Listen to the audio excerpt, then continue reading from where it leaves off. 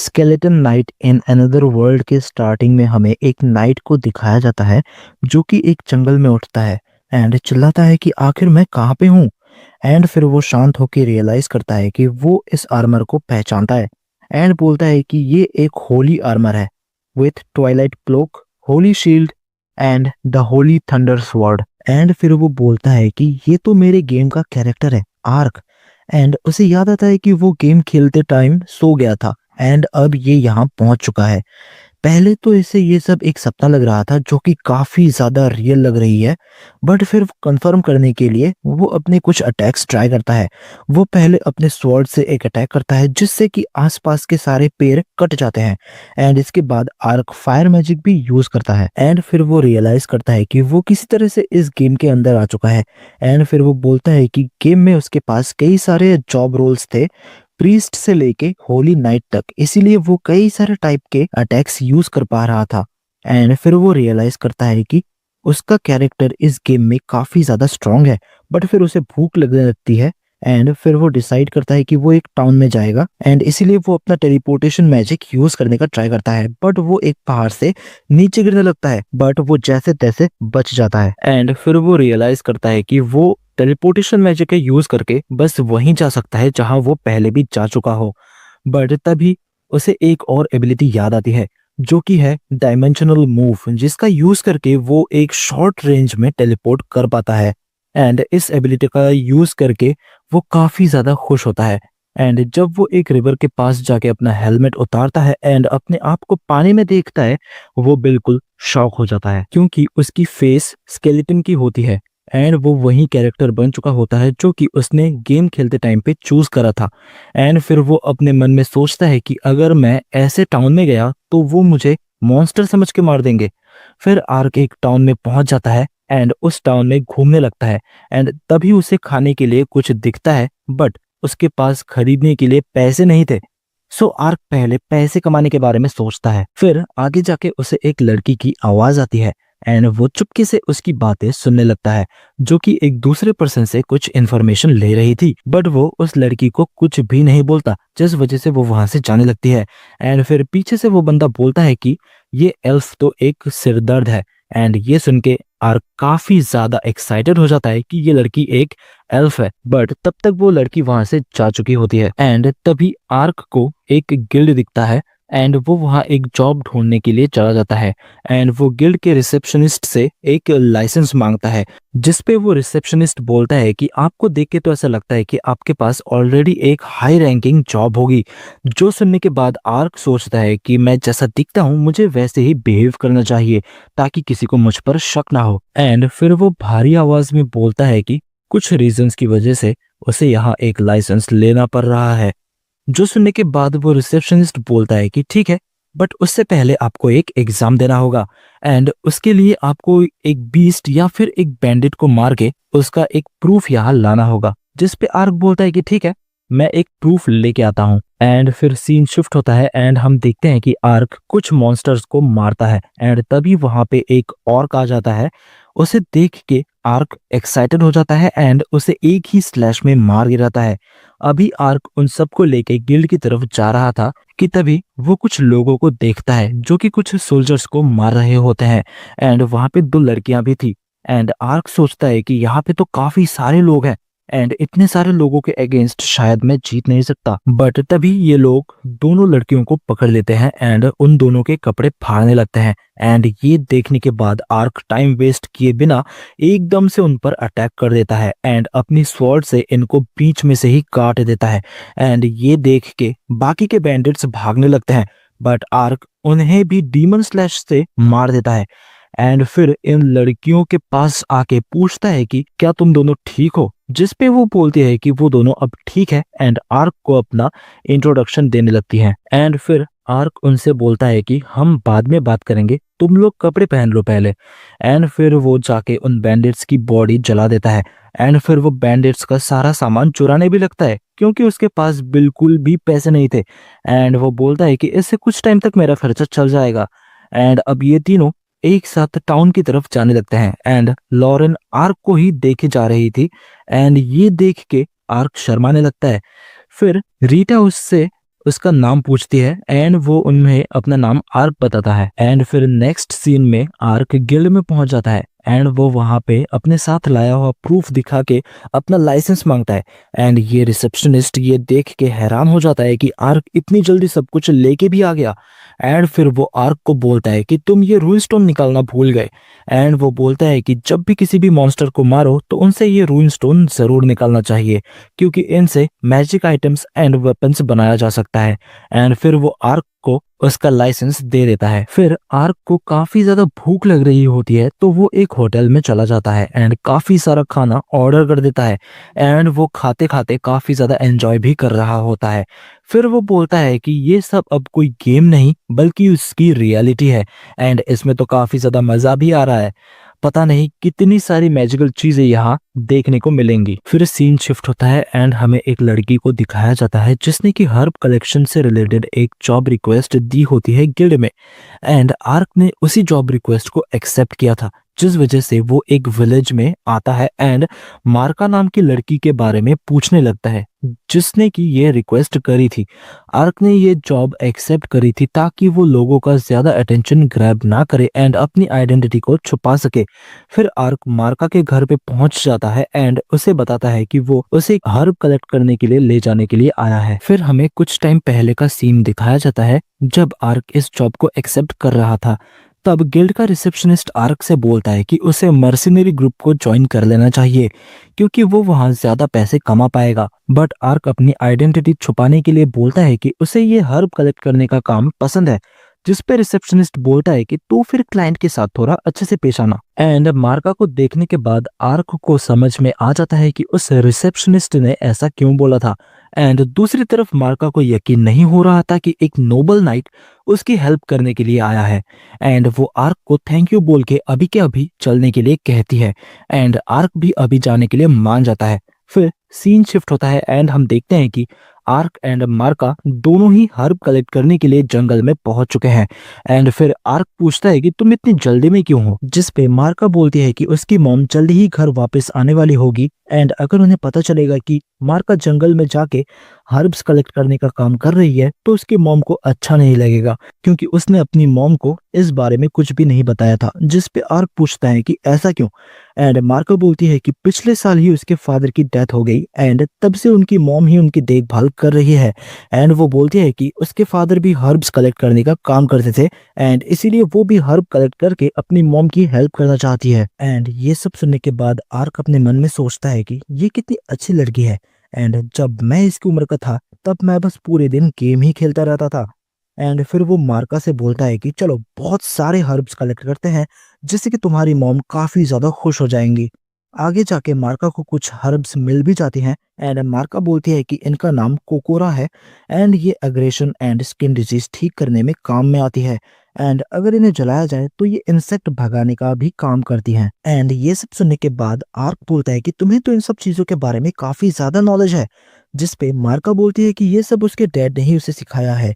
फिर मार्का जंगल में और अंदर जाने के लिए बोलती है बट तभी आर्क को एक डेंजर सेंस होता है एंड वो लड़ने के लिए रेडी हो जाता है। बट जब वो पास की झाड़ियां हटा के देखता है तो वहां पे उसे एक छोटा सा फॉक्स टाइप का मॉन्स्टर दिखता है जिसके पैर पे चोट लगी हुई थी। आर्क उसे अपने पास बुलाता है बट वो उसे काट लेता है। बट फिर भी आर्क अपने हीलिंग मैजिक का यूज करके उसका चोट ठीक कर देता है। ये देख के मार्का काफी ज्यादा एक्साइटेड हो जाती है कि आर्क को हीलिंग मैजिक भी आती है। फिर आर्क उस फॉक्स मॉन्स्टर को जाने के लिए बोलता है बट वो वहां से नहीं जाती, जिस पे मार्का बोलती है कि शायद ये तुम्हारे साथ आना चाहती है एंड तुम्हें अब इसे एक नाम देना चाहिए। फिर आर्क कुछ नाम बोलता है बट उस मॉन्स्टर को ये नाम बिल्कुल भी पसंद नहीं आते, जिसके बाद आर्क पूछता है कि पोंटा नाम कैसा रहेगा एंड ये नाम उसे काफी ज्यादा पसंद आता है। फिर हमें विलेज का सीन दिखाया जाता है जहाँ पे एक हंटर बाकी के विलेजर्स को बोलता है कि उसने जंगल में एक काफी अजीब सी चीज देखी एंड वो उन्हें वहां जाने से मना करता है। एंड तभी वहां पे मार्का की मॉम सियोना आ जाती है, जिसे देख के एक एल्डर उसे बोलता है कि जंगल में कोई जायंट बीस्ट है एंड उसने सुबह मार्का को जंगल में जाते हुए देखा था। बट घबराने की कोई बात नहीं है क्योंकि उसके साथ एक काफी स्ट्रॉन्ग दिखने वाला नाइट भी था। एंड फिर सीन शिफ्ट होता है एंड हम देखते हैं कि मार्का एंड आर्क जंगल में एक काफी बड़े हर्बल ट्री के पास पहुंच जाते हैं। एंड जिसे देखने के बाद मार्का काफी ज्यादा खुश हो जाती है एंड वो जल्दी से उस ट्री के पास जाने लगती है। बट तभी आर्क उसे रुकने को कहता है एंड तभी हम देखते हैं कि उसके सामने एक काफी बड़ा बीस्ट है। उसे देख के पोंटा भी गुस्से में आ जाता है क्योंकि इसकी वजह से पोंटा को चोट लगी थी। ये बीस्ट अचानक से मार्का पे अटैक कर देता है बट आर्क उसी मोमेंट पे मार्का को बचा लेता है। बट तभी वो बीस्ट पॉइजन से अटैक करने लगता है बट आर्क उसे भी डॉज कर देता है। फिर ये बीस्ट आर्क पे कंटिन्यूअसली अटैक करने लगता है बट आर्क भी इन अटैक्स को डॉज करता रहता है। फिर ये बीस्ट अचानक से एक अजीब सा मूवमेंट करने लगता है एंड वो एक अटैक करता है जिससे कि सभी चीजें पत्थर की बनने लगती हैं। बट आर्क अपनी शील्ड का यूज करके इस अटैक से भी बच जाता है। बट अब फाइनली आर्क भी इस पे अटैक कर देता है एंड एक ही अटैक में इस बीस्ट को बीच में से काट देता है जिससे कि वो काफी ज्यादा खुश हो जाता है एंड बोलता है कि मैंने एक जाइंट बीस्ट को हरा दिया। एंड ये देख के मार्का भी आर्क की तारीफ करने लगती है एंड बोलती है कि जब विलेजर्स को ये पता चलेगा तो वो लोग आर्क के लिए एक पार्टी रखेंगे। बट आर्क मार्का को रिक्वेस्ट करता है कि वो विलेजर्स को इसके बारे में कुछ भी ना बताए एंड मार्का भी इस बात को मान जाती है। फिर आर्क इस बीस्ट पे लगी एक रिंग देखता है एंड सोचता है कि ये क्या चीज है। बट तभी वो रिंग ऑटोमेटिकली गायब हो जाता है एंड तभी आर्क को एक बोर दिखता है एंड वो इसे विलेजर्स के लिए पकड़ लेता है। एंड अगले ही सीन में आर्क एंड मार्का इस बोर को लेके विलेज में पहुंच जाता है एंड आर्क विलेजर्स से बोलता है कि इसके रूइन स्टोन्स को विलेजर्स रख सकते हैं बट वो इसके स्किन को मार्का को देने के लिए बोलता है। एंड ये सब सुनने के बाद विलेजर्स काफी ज्यादा खुश हो जाते हैं एंड तभी मार्का की मॉम वहां पे आ जाती है एंड मार्का को हक कर लेती है एंड पूछती है कि वो विलेज से बाहर क्यों गई। जिस पे मार्का बोलती है कि वो हर्ब्स कलेक्ट करने के लिए गई थी। एंड तभी आर्क भी आके मार्का के मॉम को सॉरी बोलता है ऐसे बिना बताए मार्का को जंगल में ले जाने के लिए। एंड वो बोलता है कि मार्का अपनी मॉम को हेल्प करने के लिए ही जंगल में गई थी। एंड ये सुनने के बाद मार्का की मॉम काफी ज्यादा खुश हो जाती है एंड वो आर्क को थैंक यू बोलती है। तभी कुछ विलेजर्स पूछते हैं कि कहीं तुम्हारा सामना किसी बीस्ट से तो नहीं हुआ, जिस पे आर्क मना कर देता है। फिर सीन शिफ्ट होता है एंड आर्क अब इस विलेज से जा रहा होता है एंड तभी मार्का उससे पूछती है कि क्या हम फिर कभी मिलेंगे, जिस पे आर्क बोलता है कि हाँ हम जरूर मिलेंगे। एंड फिर नेक्स्ट सीन में कुछ दूसरे नाइट्स एक बीस्ट से लड़ रहे थे एंड वो बड़ी ही मुश्किल से इससे हरा पाते हैं। एंड फिर एक बंदा बोलता है कि टोटल 15 लोग मारे गए एंड फिर वो एक और रिपोर्ट देता है एंड उस मॉन्स्टर को दिखाता है जिसको कि आर्क ने मारा था एंड बोलता है कि इसे किसी एक ही बंदे ने मारा है और वो भी एक ही अटैक में। जो सुनने के बाद उसके साथ वाला बंदा भी शॉक्ड हो जाता है एंड बोलता है कि कहीं ये कोई डीमन या कोई गॉड तो नहीं। फिर सीन शिफ्ट होता है एंड हमें पहले एपिसोड में दिखाई गई उस एल्फ को दिखाया जाता है जो कि बोल रही होती है कि मुझे और भी ज्यादा स्ट्रांग बनना होगा ताकि मैं ह्यूमंस से अपने लोगों को प्रोटेक्ट कर सकूं। फिर वो चलते चलते आर्क को देखती है जो कि एक गुफा के बाहर खड़ा हुआ था एंड फिर सीन शिफ्ट होता है एंड हम देखते हैं कि आर्क उसी गुफा के अंदर है जो कि अपने मिशन के लिए वहां पे आया था एंड वो कुछ बैंडेट्स को हरा के अपना मिशन कंप्लीट कर लेता है। फिर आर्क नोटिस करता है कि वहां पे काफी सारा गोल्ड भी रखा हुआ है एंड वहीं पे 2 केजेस भी थी। बट फिर वो उस पे ध्यान ना देके उन बैंडेट्स का गोल्ड चुराने लगता है एंड जैसे ही वो केव से बाहर आता है वही एल्फ उस पे हमला कर देती है। बट इसे देख के आर्क कंफ्यूज हो जाता है एंड सोचता है कि शायद ये भी एक बैंडिट है एंड वो अपने मन में ही सोचने लगता है कि ये लड़की काफी ज्यादा फास्ट है। एंड तभी आर्क को इस लड़की का चेहरा दिखता है एंड उसे याद आता है कि ये तो वही एल्फ है जैसे कि आर्क ने पहले देखा था। ये एल्फ आर्क से बोलती है कि जो बच्चे तुमने किडनैप किए हैं उन्हें पहले तुम वापस करो। जो सुनने के बाद आर्क बोलता है कि शायद तुम्हें मिसअंडरस्टैंडिंग हो गई है, पहले तुम मेरी बात तो सुनो। बट वो एल्फ बोलती है कि मुझे एक बैंडिट से कोई भी बात नहीं करनी। बट तभी पोंटा बाहर आ जाता है एंड तभी उसे देख के वो एल्फ रुक जाती है एंड सोचती है कि एक स्पिरिट बीस्ट एक बैंडिट के साथ क्यों है। फिर आर्क समझाता है कि उसने पोंटा की मदद की थी इसीलिए अब वो उसके साथ है। एंड ये देखने के बाद कि एक स्पिरिट बीस्ट आर्क के साथ है वो मान जाती है कि आर्क एक बैंडिट नहीं है एंड वो उस पे अटैक करने के लिए माफी मांगती है। फिर आर्क बोलता है कि वो बैंडिट्स को मारने के लिए यहाँ आया था एंड फिर वो उस एल्फ से पूछता है कि वो यहाँ पर क्यों आई थी, जिस पे वो बोलती है कि मैंने सुना था कि यहाँ के बैंडिट्स ने कुछ एल्व्स को ये बंदी बना रखा था। एंड ये सुन के आर्क समझ जाता है कि वो केजेस वहां पे क्यों थी एंड वो लड़की उस केव के अंदर जाने लगती है, बट आर्क उसे बताता है कि अंदर कोई भी एल्फ नहीं है। एंड वो पूछता है कि वो बैंडिट्स उन एल्फ के साथ क्या करने वाले थे, जिस पे वो बोलते हैं कि एल्फ्स काफी ज्यादा महंगे दामों में बिकती है एज ए स्लेव। फिर वो वहां से जाने लगती है, बट आर्क उसे बोलता है कि मैं इसमें तुम्हारी मदद कर सकता हूँ। जो सुनने के बाद वो बोलती है कि ये एल्फ्स की प्रॉब्लम है एंड इसमें उसे किसी ह्यूमन की मदद नहीं चाहिए। इस एल्फ ने तो आर्क को मना कर दिया, बट आर्क एल्फ्स की मदद करने में काफी ज्यादा इंटरेस्टेड था। फिर अगले सीन में हम देखते हैं कि आर्क अपने रूम में बैठ के खाना खा रहा था एंड वो सोचता है कि मैंने तो उस लड़की का नाम तक नहीं पूछा, मैं कल उसे ढूंढूंगा कैसे। एंड फिर पोंटा से वो बोलता है कि पोंटा, अब मुझे पता है कि हम कल क्या करने वाले हैं। अगले दिन आर्क अपने डायमेंशनल मूव का यूज करके एल्फ के फॉरेस्ट में पहुंचता है। तभी हम देखते हैं कि कुछ बैंडिट्स फिर से एल्फ्स को पकड़ रहे हैं। फिर उनमें से एक बंदा आके एक एल्फ से बोलता है कि तुम मुझसे भीख मांगो, शायद ये करके तुम अपनी फ्रेंड्स को बचा सको। एंड ये एल्फ उससे रिक्वेस्ट करती है, बट फिर भी वो उसके पैर में एक स्वॉर्ड घुसा देता है। एंड एक बैंडिट बोलता है कि इन्हें चोट मत पहुंचाओ क्योंकि हमें इन्हें बेचना भी है, जिस पे उडोलोन बोलता है कि मुझे मत बताओ कि क्या करना है। एंड ये सब आर्क दूर से देख रहा होता है एंड सोचता है कि उस लड़की ने बोला था कि उसे मेरी मदद नहीं चाहिए, बट मैं इस चीज को ऐसे इग्नोर नहीं कर सकता। बट तभी वो एल्फ इन बैंडिट्स पे अटैक कर देती है। फिर एक बैंडिट बोलता है कि ये तो एक डार्क एल्फ है, इसे तो हम और भी ज्यादा दाम पे बेच सकते हैं। एंड तभी एक बंदा इसके पास आ रहा होता है, लेकिन ये एल्फ उसका हाथ ही काट देती है एंड बाकियों को भी मारने लगती है। उडोलॉन पूछता है कि आखिर ये है कौन, जिसपे एक बैंडिट बोलता है कि ये एक एल्फ वॉरियर है। फिर हम देखते हैं कि ये एल्फ अकेले ही आधे लोगों को मार देती है, जिसे देख के आर्क बोलता है कि ये तो काफी ज्यादा स्ट्रांग भी है। बट तभी उडोलॉन उन एल्फ बच्चों पर एक स्वॉर्ड रख के उसे हिलने से भी मना करता है एंड बाकी बैंडिट्स उसके पास आने लगते हैं। बट तभी आर्क बाहर आ जाता है एंड उडोलॉन को एक जोरदार मुक्का मारता है एंड वो एक ही पंच में बेहोश हो जाता है। एंड दूसरी तरफ ये एल्फ भी बाकी के बैंडिट्स को मार देती है एंड फिर ये उस केज को खोलने का ट्राई करती है, बट उस पे एक ताला लगा हुआ था, जो देख के आर्क बोलता है कि वो इस ताले को खोल सकता है। बट ये एल्फ फिर से बोलती है कि उसे उसकी मदद नहीं चाहिए, बट आर्क फिर भी उस ताले को तोड़ देता है। बट उसे देख के सभी बच्चे डर जाते हैं एंड वो उस एल्फ को हक कर लेते हैं।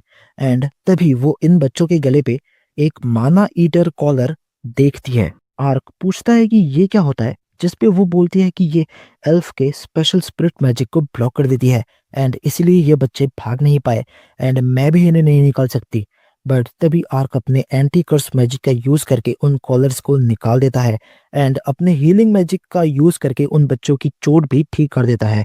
ये देख के वो एल्फ हैरान हो जाती है क्योंकि आर्क एक साथ इतने सारे मैजिक यूज कर सकता है एंड बोलती है कि ये कोई नॉर्मल नाइट नहीं है। फिर ये एल्फ एक बर्ड को बुलाती है एंड उसे एक मैसेज देती है कि उसने बच्चों को बचा लिया है एंड वो लोग आके अब बच्चों को ले जाएं।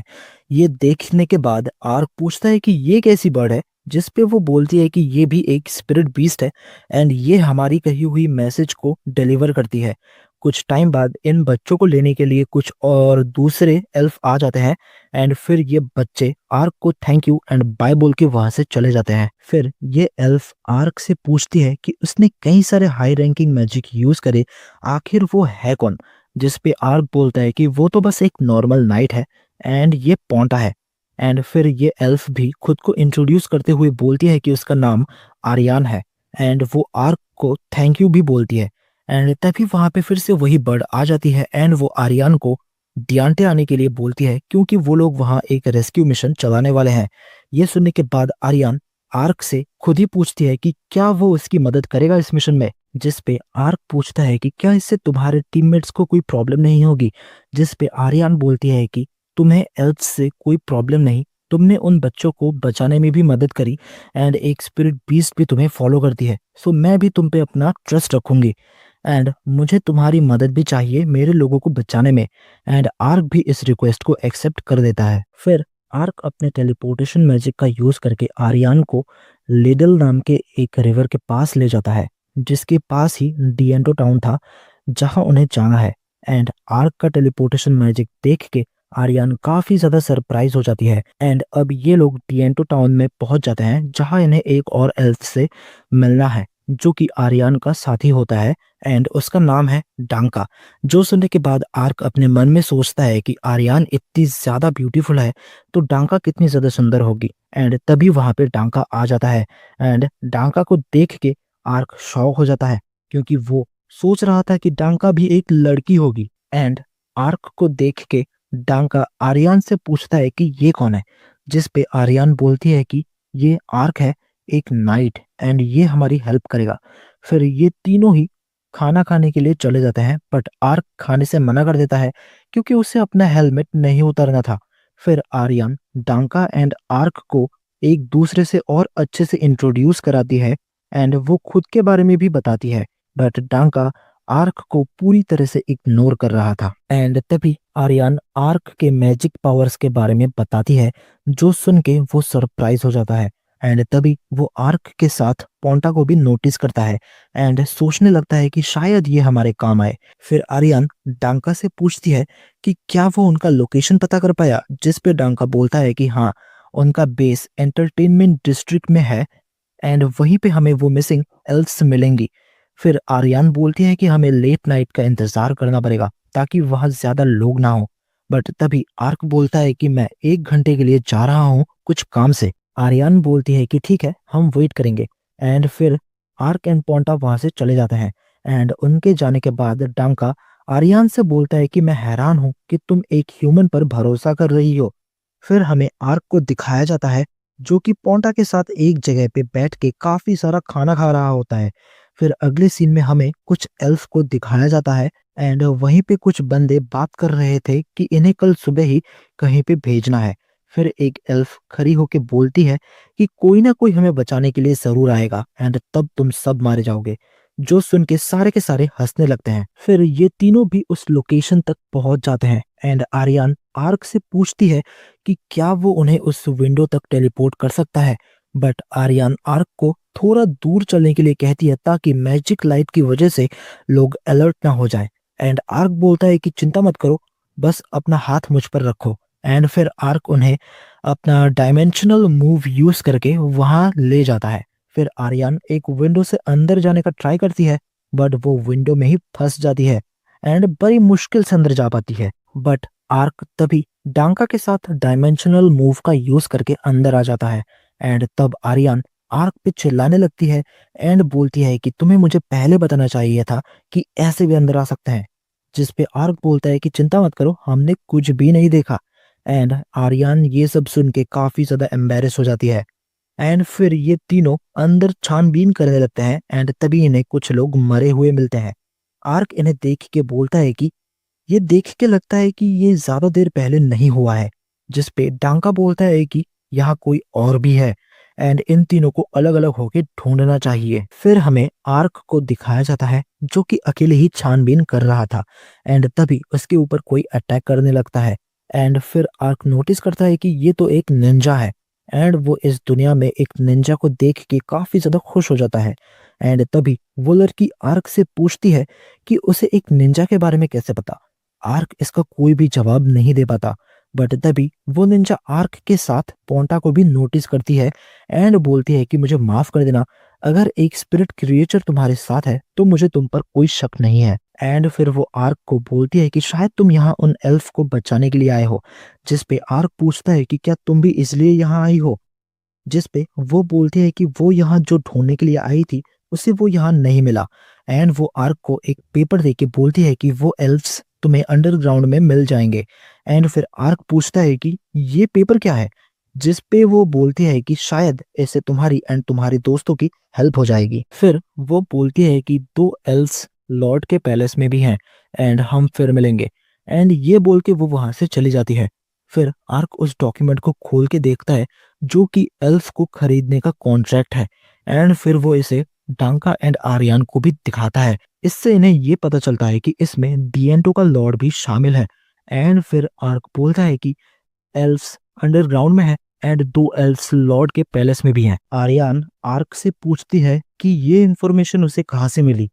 आर्क चीजों को ज्यादा कॉम्प्लिकेटेड नहीं करना चाहता था, इसीलिए उसने बोला कि उसने एक बैंडिट को पकड़ा था एंड उसी ने आर्क को ये सब बताया था। एंड तभी वहां पे कुछ और बैंडिट्स आ जाते हैं एंड आर्यन इन्हें अकेले ही हरा देती है। एंड फिर ये तीनों उन एल्फ को अंडरग्राउंड से बचा के दूर ले जाते हैं। फिर आर्क इनके गले में भी वो माना ईटिंग कॉलर देखता है एंड अपना मैजिक यूज करके उन्हें हटा देता है। ये देख के डांका बोलता है कि इसने एक सीलिंग कर्स को इतनी आसानी से तोड़ दिया, आखिर ये है कौन। अब सभी एल्फ आर्क को थैंक यू बोलते हैं एंड फिर डांका बोलता है कि वो इन एल्फ को घर ले जाएगा एंड बाकी का काम आर्क एंड आर्यन पे छोड़ देता है। एंड फिर हमें लॉर्ड के पैलेस का सीन दिखाया जाता है एंड ये दोनों बाकी के एल्फ को बचाने के लिए वहां जाने लगते हैं। एंड ये चीज दूर से वो निंजा भी देख रही थी एंड उसके साथ एक दूसरा बंदा भी था। एंड वो बोलती है कि उस नाइट को एक निंजा क्या है उसके बारे में पता है, शायद हम फिर से मिलेंगे। फिर हमें लॉर्ड के पैलेस का सीन दिखाया जाता है जहां लॉर्ड ने उन दो एल्फ को पकड़ रखा था। फिर वो उडोलॉन से बोलता है कि तुम बिना परमिशन के एल्फ हंटर्स के साथ गए एंड वापस आए, वो भी फेल होके। एंड फिर हमें आर्क एंड आर्यन को दिखाया जाता है एंड आर्यन उसे सबसे हायर प्लेस पे जाने को कहती है एंड बोलती है कि लॉर्ड वहीं पे होगा। आर्क पूछता है कि तुम इतना श्योर कैसे हो, जिस पे आर्यन बोलती है कि एक पुरानी कहावत है कि स्मोक एंड इडियट्स को हाई प्लेसेस ही पसंद होती है। तो आर्क भी ऐसा ही करता है एंड ऊपर पहुंचते ही गार्ड्स उन्हें देख लेते हैं बट आर्क अटैक करके एक बड़ा सा बेल नीचे गिरा देता है एंड वहां से भाग जाता है एंड इनके पीछे बाकी के गार्ड्स लग जाते हैं। फिर लॉर्ड को भी पता चल जाता है कि कुछ लोग पैलेस में घुस चुके हैं एंड ये गार्ड्स इस बारे में बता ही रहे होते हैं कि तभी आर्क दरवाजा तोड़ के अंदर घुस जाता है। इन्हें देख के लॉर्ड पूछता है कि कौन हो तुम, जिस पे आर्क अपना नाम बताता है एंड आर्यन बोलती है कि हम यहाँ उन एल्फ को बचाने आए हैं। इन्हें देख के उडोलॉन भागने लगता है एंड लॉर्ड भी इन्हें गाली देते हुए इनकी तरफ आगे आने लगता है बट आर्यन इसे लात मार के बेहोश कर देती है। एंड दूसरी तरफ आर्क उडोलॉन को पकड़ लेता है। उडोलॉन आर्क को देख के इतना ज्यादा घबरा जाता है कि वो वहीं पे बेहोश हो जाता है। आर्क के हाथ से दीवार पे एक होल हो जाता है एंड वहां पे एक हिडन रूम है। ये देख के आर्क आर्यन को बुलाता है बट आर्यन लॉर्ड को लात मारने में बिजी थी एंड ये देख के आर्क बोलते कि नहीं कुछ नहीं। एंड फिर आर्यन बाकी दोनों एल्फ से बोलती है कि तुम्हारा जो मन करे वो करो इसके साथ। एंड तभी वहां पे गार्ड्स भी आ जाते हैं एंड उन्हें देख के आर्क आर्यन से बोलता है कि इन्हें तुम ही संभालो, मुझे इस हिडन रूम में कुछ काम है। एंड आर्यन इन गार्ड्स को बड़ी ही आसानी से मार देती है एंड उन दोनों एल्फ को डांका से मिलने को कहती है। एंड दूसरी तरफ आर्क उस हिडन रूम से लॉर्ड का गोल्ड चोरी कर रहा था एंड तभी आर्यन वहां पे आ जाती है एंड उससे पूछती है कि तुम ये क्या कर रहे हो, जिस पे आर्क बोलता है कि ये जो कुछ भी कर रहे थे इसके लिए काफी ज्यादा पैसा चाहिए होता है बट अगर इनके पास ये पैसा ही ना हो तो ये दोबारा ऐसा कुछ भी नहीं कर पाएंगे एंड इसीलिए मैं ये पूरा का पूरा गोल्ड अपने साथ ले जाऊंगा। एंड ये सुनने के बाद आर्यन बोलती है कि वैसे बात तो सही है।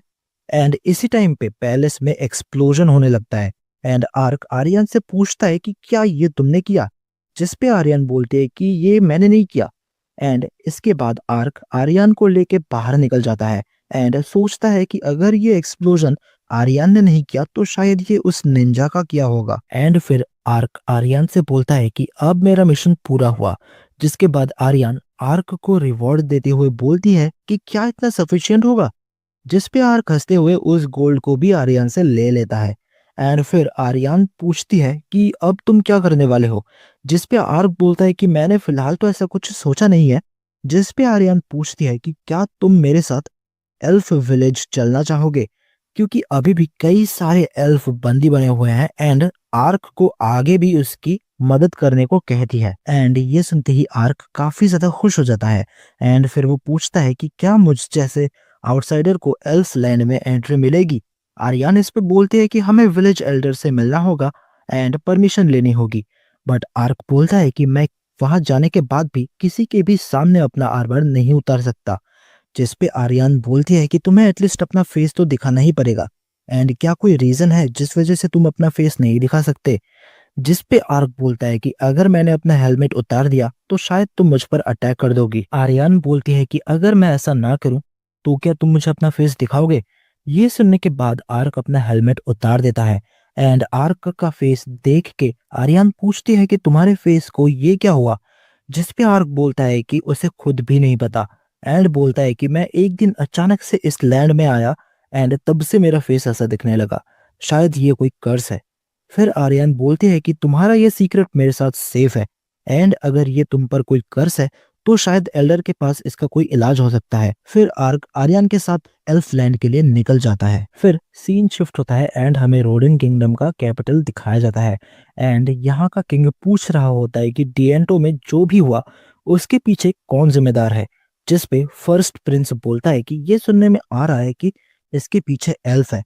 फिर किंग पूछता है कि तुम्हें ऐसा क्यों लगता है?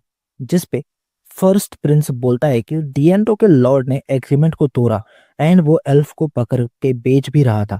जिस पे किंग बोलता है कि हमें इस बारे में छानबीन करनी होगी। फिर किंग सेकंड प्रिंसेस से उसकी राय पूछता है एंड वो बोलती है कि मैंने भी वो अफवाह सुनी थी एंड अगर ये सच है तो इससे सिर्फ एल्फ के साथ एग्रीमेंट नहीं टूटेगा बल्कि दूसरे नेशन के साथ टेंशन भी क्रिएट होगी। एंड बोलती है कि अगर ये सब चलता रहा तो शायद एल्फ हमारे साथ ट्रेड करना भी बंद कर देंगे। एंड ये सब सुनने के बाद किंग सेकंड प्रिंसेस को लिम्बुल्ट जाने के लिए बोलता है एंड बाकी सब भी यहाँ से जाने लगते हैं। बट इन सब से सेकंड प्रिंस काफी ज्यादा गुस्से में होता है। अगले सीन में आर्क एंड आर्यन फॉरेस्ट में जा रहे होते हैं।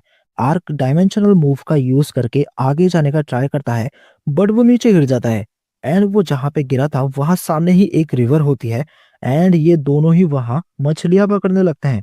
फिर हम देखते हैं कि वो मैसेंजर बर्ड आता है एंड बोलता है कि डांका एंड बाकी के एल्फ सेफली पहुंच चुके हैं एंड फिर आर्यन उसे भी वापस लौट जाने को बोलती है एंड तभी आर्यन के पेट से आवाज आने लगती है एंड ये सुन के आर्क कुछ खाने के लिए लेने चला जाता है। आर्क के जाने के बाद आर्यन पोंटा को देख के उसकी तरफ हाथ बढ़ाने लगती है बट वो तभी खुद को रोक लेती है एंड तभी पोंटा उठ जाती है एंड जब आर्क वापस आता है तो वो देखता है कि आर्यन पोंटा के साथ खेल रही होती है एंड आर्क को देख के वो काफी ज्यादा एम्बेरस हो जाती है। नेक्स्ट सीन में एक मेड आके प्रिंसेस को चाय देती है एंड उससे पूछती है कि क्या कोई प्रॉब्लम है? जिसपे वो बोलती है कि वो श्योर है कि उसका भाई डाकारेस एल्फ ट्रेड में शामिल है एंड इस बात पे सेक्ट ज्यादा देर तक शांत नहीं रहेगा। नेक्स्ट सीन में हमें आर्क एंड आर्यन को दिखाया जाता है जो कि एल्फ विलेज तक पहुंच चुके थे।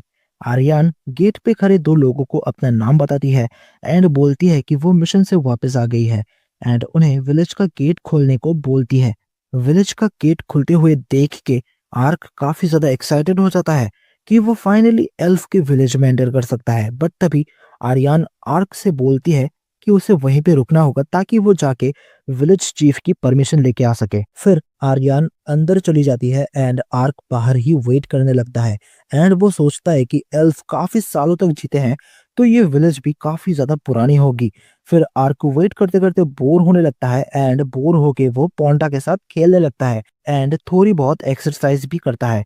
फिर बहुत टाइम वेट करने के बाद आर्यन वापस आ जाती है एंड आर्क को सॉरी बोलती है लेट होने के लिए एंड बोलती है कि विलेज में एंटर करने की परमिशन मिल गई है। फिर आर्क एल्फ विलेज का सीन एंड यहाँ के घरों का डिजाइन देख के काफी ज्यादा सरप्राइज हो जाता है एंड वो आर्यन से विलेज के एक बड़े से पेड़ के बारे में भी पूछता है। आर्यन बोलती है कि यहाँ इस विलेज के एल्डर रहते हैं एंड जैसे ही वो लोग उस पेड़ के सामने पहुंचते हैं वहां दो लोग खड़े हुए थे जिसमें से एक अपने आप को इंट्रोड्यूस करते हुए अपना नाम डिलैन बताता है एंड उनके साथ खड़ी हुई लेडी बोलती है कि मैं हूं इनकी वाइफ एंड आर्यन की मदर। आर्क भी खुद को इंट्रोड्यूस करता है एंड वो ये देख के शॉक्ड था कि ये दोनों आर्यन के पेरेंट्स हैं। जिस पे आर्यन की मॉम बोलती है कि वो इस साल 170 साल की हो गई बट आर्यन बोलती है कि ये असल में 245 साल की है एंड ये सुनने के बाद आर्क सोचता है कि इसका मतलब ये सच है कि एल्व्स सच में कई सौ सालों तक जीते हैं। फिर डिलैन बोलता है कि मैंने सुना कि तुमने आर्यन की मदद करी मिशन में एंड ये अनएक्सपेक्टेड था कि वो लॉर्ड के पैलेस पे अटैक कर देगी। जिस पे आर्यन बोलती है कि उन्हीं लोगों ने एग्रीमेंट को तोड़ा एंड डिलैन बोलता है कि प्लान सिर्फ किडनैपर्स पे अटैक करने का था तुम्हें लॉर्ड के पैलेस में अटैक करने की क्या जरूरत थी? जिस पे आर्क बोलता है कि सर मुझे समझाने दीजिए। एंड डिलैन ये सब रीजन समझ भी जाता है एंड बोलता है कि ये सब मुझे अब एल्डर्स की जनरल मीटिंग में समझाना होगा। आर्यन भी डिलैन के साथ चलने को बोलती है एंड वो बोलता है कि तो फिर हम लोग सुबह ही मेपल के लिए निकल जाएंगे।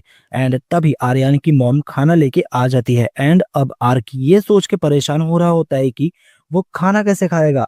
फिर डिलैन बोलता है कि हमें तुम्हारी कंडीशन के बारे में पता है, तुम अपना हेलमेट उतार सकते हो, हमें इससे कोई प्रॉब्लम नहीं है। एंड फिर आर्क अपना हेलमेट उतार के खाना खाने लगता है। फिर हमें अगले दिन सुबह का सीन दिखाया जाता है जहां आर्यन एंड डिलैन एक जगह पे जाते हैं जहां कुछ लोग एक टेलीपोर्टेशन सर्कल का यूज करके उन्हें मेपल तक पहुंचा देते हैं। एंड फिर वो लोग एल्डर्स की मीटिंग में पहुंचते हैं जहां एक ग्रैंड एल्डर इनसे एल्फ के किडनैपिंग के ऊपर एक रिपोर्ट मांगता है।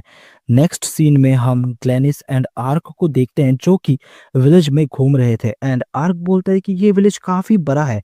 फिर यहाँ के लोग आर्क को घूर रहे होते हैं एंड सोचते हैं कि यहाँ एक ह्यूमन क्या कर रहा है। आगे जाके वो लड़कियां आर्क के पास आती हैं एंड उसे थैंक यू बोलती हैं जिनको कि उसने पहले बचाया था।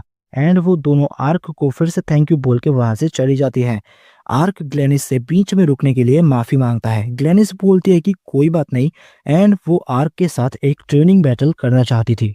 नेक्स्ट सीन में हमें फिर से एल्डर्स की मीटिंग दिखाई जाती है जहां एक एल्डर बोलता है कि लॉर्ड के कैसल पे अटैक करना एक बेवकूफी थी। एंड दूसरा एल्डर बोलता है कि वही है जिन्होंने 400 साल पुराना एग्रीमेंट तोड़ा है। एंड बोलता है कि शायद वो लोग भूल गए हैं कि 600 साल पहले क्या हुआ था। फिर एक दूसरा एल्डर बोलता है कि हमारे लिए ये कुछ ही जनरेशन्स पहले की बात है बट ह्यूमंस के लिए ये एक हिस्ट्री है। फिर ग्रैंड एल्डर बोलता है कि हमें अब से ह्यूमन के हर एक मूव पे ध्यान रखना होगा। एंड फिर सीन शिफ्ट होता है एंड हम देखते हैं कि आर्क एंड ग्लेनिस आमने सामने होते हैं वुडन स्वॉर्ड के साथ। एंड वो बोलती है कि उसी ने आर्यन को स्वॉर्डमैनशिप सिखाई थी। आर्क भी अब फाइट करने के लिए रेडी हो जाता है एंड तभी ग्लेनिस उस पर अटैक कर देती है। एंड वो इतनी ज्यादा फास्ट थी कि उसने आर्क को नीचे ही गिरा दिया था। एंड फिर ग्लेनिस बोलती है कि तुम्हारी आंखें तो काफी ज्यादा फास्ट है बट तुम्हारी बॉडी नहीं। फिर आर्क अपने मन में सोचता है कि अगर मुझे इस वर्ल्ड में रहना है तो मुझे स्वॉर्डमैनशिप सीखनी ही होगी एंड मैं लकी हूं कि मैं एक एक्सपर्ट से सीख रहा हूं। फिर आर्क ग्लेनिस के साथ काफी सारे मैचेस करता है बट एक बार भी नहीं जीत पाता। एंड दूसरी तरफ हम देखते हैं कि आर्यन एंड डीलैन वापस आ रहे थे एंड तभी आर्यन डीलैन से माफी मांगती है जिस पे वो बोलता है कि कोई बात नहीं, तुम बस हमारे लोगों को बचाने की ही कोशिश कर रही थी। एंड फिर वो बोलता है कि हम मेपल आ गए हैं एंड मैं एविन से मिलना चाहता हूँ। जिस पे आर्यन पूछती है कि क्या सिस्टर से कुछ काम था आपको। फिर डिलन बोलता है कि हाँ, मैं तुम्हें बताना भूल गया था कि एविन की शादी है अगले साल। जो सुनने के बाद आर्यन बिल्कुल शॉक हो जाती है एंड बोलती है कि वो मॉन्स्टर जो कि सिर्फ बैटल करना पसंद करती है वो शादी कर रही है। तभी एक लड़की भागते हुए आती है एंड आर्यन पे कूद जाती है एंड उसे हक कर लेती है। एंड ये आर्यन की सिस्टर एविन ही होती है। फिर एविन बोलती है कि मुझे पता चला कि तुम यहाँ आ रही हो तो मैं अपना मिशन छोड़ के तुमसे मिलने आ गई। फिर एविन आर्यन की तारीफ करती है उन एल्फ्स को बचाने के लिए एंड बोलती है कि तुम अब पहले से ज्यादा स्ट्रांग हो गई हो। जिस पे आर्यन बोलते हैं कि मैं अभी भी तुम्हारे सामने कुछ भी नहीं हूँ। दूसरी तरफ आर्क एंड ग्लेनिस अभी भी बैटल कर रहे होते हैं। आर्क इस बार अपने डायमेंशनल मूव का यूज करके अटैक करता है बट ग्लेनिस इतनी फास्ट होती है कि वो उसे इस बार भी हरा देती है। अब शाम हो चुकी होती है एंड ग्लेनिस अब खाना बनाने के लिए आर्क को घर चलने को कहती है। घर पहुंच के आर्क बोलता है कि उसे भी नहाना है जिस पे ग्लेनिस बोलती है कि तुम पोंटा को भी क्यों नहीं नहला देते। एंड अब आर्क नहा रहा होता है एंड पोंटा को भी साफ कर रहा होता है। एंड फिर बाथ टब में बैठे बैठे बोलता है कि जब से मैं इस दुनिया में आया हूँ तब से मैं आज नहा रहा हूँ। तभी आर्यन भी अपने कपड़े उतार के नहाने के लिए आने लगती है एंड सामने देखती है तो आर्क लेटा हुआ होता है। उसे ऐसे देख के आर्यन उस पर अटैक कर देती है एंड आर्क बोलता है कि ये मैं हूँ आर्क। नेक्स्ट सीन में आर्क एंड आर्यन टेबल के सामने बैठे हुए होते हैं एंड दोनों ही शर्मा रहे थे। ग्लेनिस आर्यन से पूछती है कि क्या हुआ, तुम्हारा चेहरा इतना लाल क्यों है। आर्यन बोलते हैं कि नहीं नहीं कुछ नहीं हुआ। फिर डिलेन यहाँ पे आ जाता है एंड बोलता है कि खाने से पहले हमें फ्यूचर प्लान्स के बारे में डिस्कस कर लेना चाहिए। फिर डिलैन बोलता है कि काउंसिल ने ऑर्डर दिया है कि जिन लोगों के भी नाम उस कॉन्ट्रैक्ट में थे, उनके बारे में इंफॉर्मेशन गैदर करने के लिए। एंड फिर वो बोलता है कि मैं तुम्हें हायर करना चाहता हूँ आर्यन को आगे भी असिस्ट करने के लिए, बट मैं तुम्हें ज़्यादा पे नहीं कर सकता। पैसा ना दे पाने की वजह से डिलैन उसे उसके कर्ज को ब्रेक करने का एक सॉल्यूशन देने के बारे में बोलता है। एंड वो एक स्प्रिंग के बारे में बताता है लॉर्ड क्राउन के पास, जो कि किसी भी कर्ज को तोड़ सकती है। आर्क पूछता है कि ये लॉर्ड क्राउन क्या है, जिस पे डिलैन बोलता है कि इस वर्ल्ड में कई सारे ड्रैगन्स हैं एंड उन सब के ऊपर है dragon Lord. And Lord crown एक बड़ा सा पेड़ है एंड वहीं पे ड्रैगन लॉर्ड रहता है। एंड लॉर्ड क्राउन में कई सारे स्पिरिट्स भी रहते हैं। फिर आर्यन बोलती है कि हाई चांस है कि ड्रैगन लॉर्ड भी आसपास ही होगा एंड अगर हमने वहाँ के स्पिरिट्स को ऑफेंड कर दिया तो हमारे लिए प्रॉब्लम हो सकती है। जिस पे आर्क पूछता है कि क्या वहाँ जाके जिंदा वापस नहीं आ सकते। आर्यन बोलते हैं कि ह्यूमंस का वहाँ जाना खतरनाक हो सकता है, बट अगर एल्फ को वहां जाने की परमिशन मिल जाए तो वो लोग वहां जा सकते हैं। जिस पे आर्क अपने मन में सोचता है कि मैंने इस कैरेक्टर को ऐसा बनाया था इसे कूल दिखाने के लिए, बट अब ये एक काफी बड़ी चीज बन गई है। आर्यन बोलती है कि चिंता मत करो, उस स्प्रिंग तक मैं तुम्हारे साथ जाऊंगी। फिर डिलैन पूछता है कि आर्क क्या तुम एल्फ की थोड़ी और हेल्प करोगे, जिस पे आर्क बोलता है कि मैं जरूर मदद करूंगा एंड इस इंफॉर्मेशन के लिए आपको थैंक यू। फिर तभी ग्लेनिस खाना लेके आ जाती है एंड आर्क सोचता है कि कल मैं एंड आर्यन फिर से जर्नी पे निकलेंगे। फिर अगले सीन में आर्क लेटे लेटे सोच रहा होता है कि क्या ये बॉडी सच में कर्स्ड है।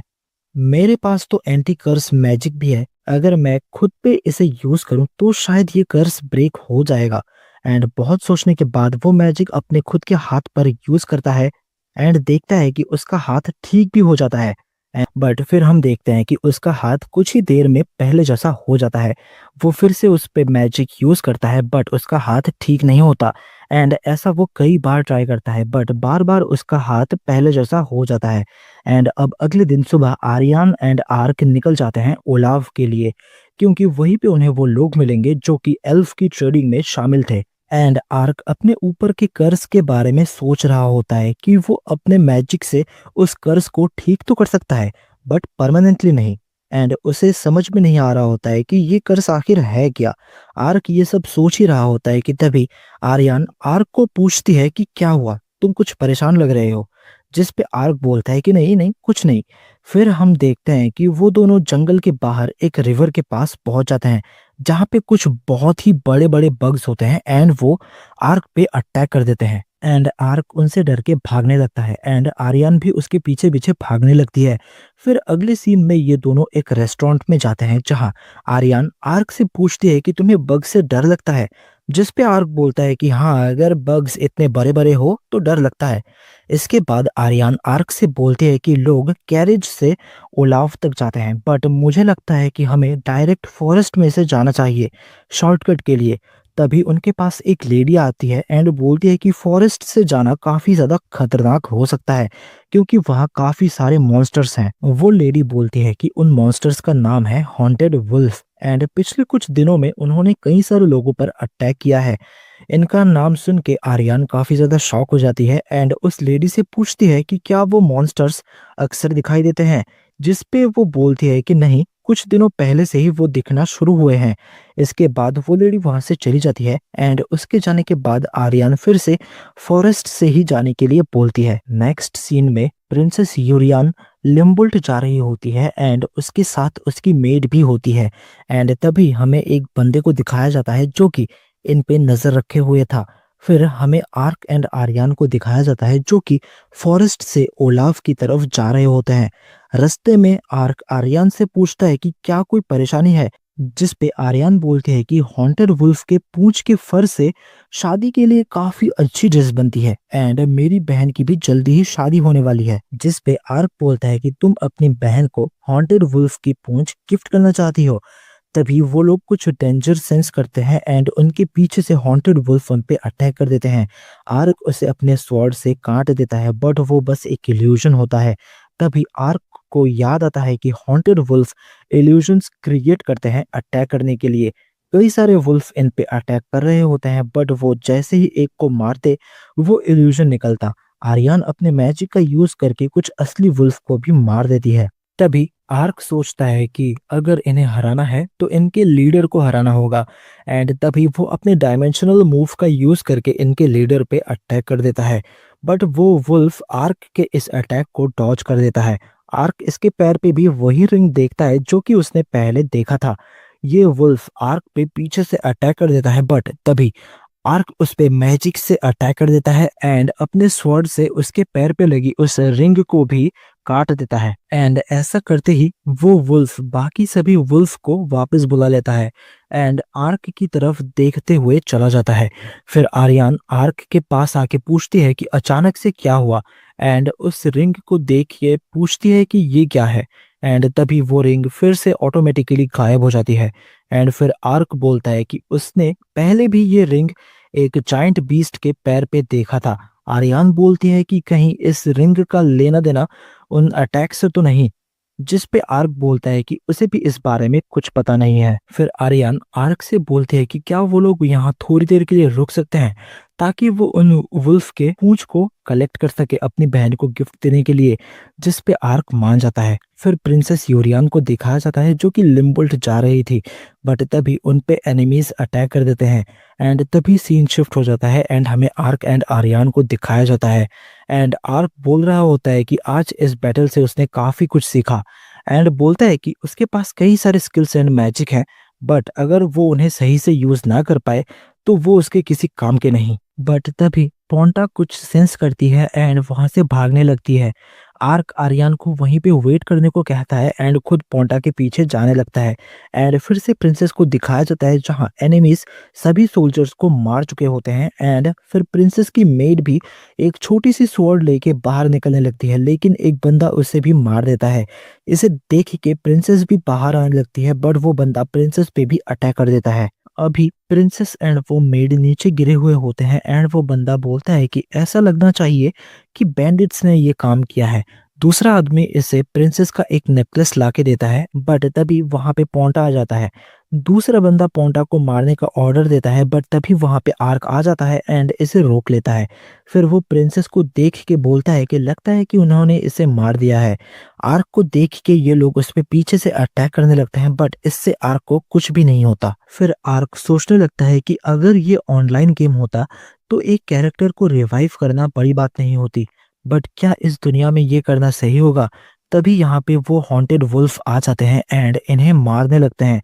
फिर आर्क नोटिस करता है कि इनका लीडर भी यहीं पे होता है एंड वो आर्क की ही तरफ देख रहा होता है। एंड अब आर्क भी इन वुल्फ के साथ मिलके इन सबको मार गिराता है। इसके बाद ये वुल्फ यहाँ से चले जाते हैं एंड तभी आर्क प्रिंसेस के पास जाता है एंड रीजनरेशन मैजिक का यूज करता है उसकी जान बचाने के लिए। फिर आर्क बोलता है कि इस मैजिक से किसी को भी रिवाइव किया जा सकता है, बट अगर डैमेज ज्यादा हो या फिर मरे हुए बहुत टाइम हो गया हो तो ये मैजिक काम नहीं करता। बट इस मैजिक से प्रिंसेस बच जाती है एंड अब आर्क जाके उस मेड को भी रिवाइव कर देता है। फिर वो उन सोल्जर्स के पास जाके उन्हें भी रिवाइव करने का ट्राई करता है, बट ये मैजिक उन पे काम नहीं करता क्योंकि उन्हें काफी ज्यादा डैमेज हुआ था। आर्क दूसरे सोल्जर्स को भी रिवाइव करने का ट्राई करता है एंड तभी प्रिंसेस की आंख खुल जाती है एंड वो आर्क को देख के बोलती है कि क्या ये एक एंजल है। नेक्स्ट सीन में मेड प्रिंसेस को उठा रही होती है। फिर प्रिंसेस पूछती है कि फरना तुम जिंदा हो, जिस पे वो बोलती है कि हाँ, एंड कुछ सोल्जर्स मरे हैं बट कुछ अभी भी जिंदा है। फिर प्रिंसेस सोचने लगती है कि मेरे ड्रेस पे खून लगा हुआ है तो वो कोई सपना नहीं था, हम पे अटैक हुआ था एंड हमें मार दिया गया था, बट किसी ने तो हमें बचा लिया है। फिर प्रिंसेस अपने सोल्जर्स से बोलती है कि हम पे अटैक हुआ था बट फिर भी किसी तरह से हम बच गए हैं। अब हम किसी भी हालत में रुक नहीं सकते, हमें आगे बढ़ते रहना होगा। ये सब आर्क भी दूर से देख रहा होता है एंड फिर वो आर्यन के पास लौट जाता है। फिर आर्यन आर्क से पूछती है कि काफी टाइम लगा दिया तुमने आने में, आखिर क्या हुआ था, जिस पे आर्क बोलता है कि कुछ खास नहीं। एंड तब तक आर्यन ने भी वुल्फ की टेल्स को कलेक्ट कर लिया था एंड फिर वो दोनों ओलाफ के लिए निकल जाते हैं।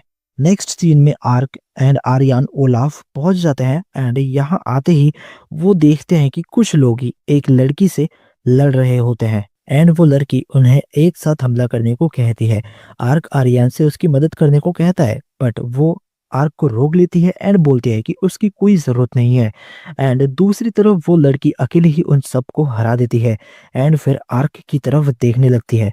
आर्क इससे काफ़ी ज़्यादा नर्वस हो जाता है, बट तभी वो आर्क के पास आके बोलते हैं कि तुमसे फिर से मिलके अच्छा लगा। मुझे खुशी है कि डिएंटो में तुम्हारा मिशन सक्सेसफुल रहा। ये सब सुनने के बाद आर्क बोलता है कि ये तो तुम हो, फरी ईयर निंजा।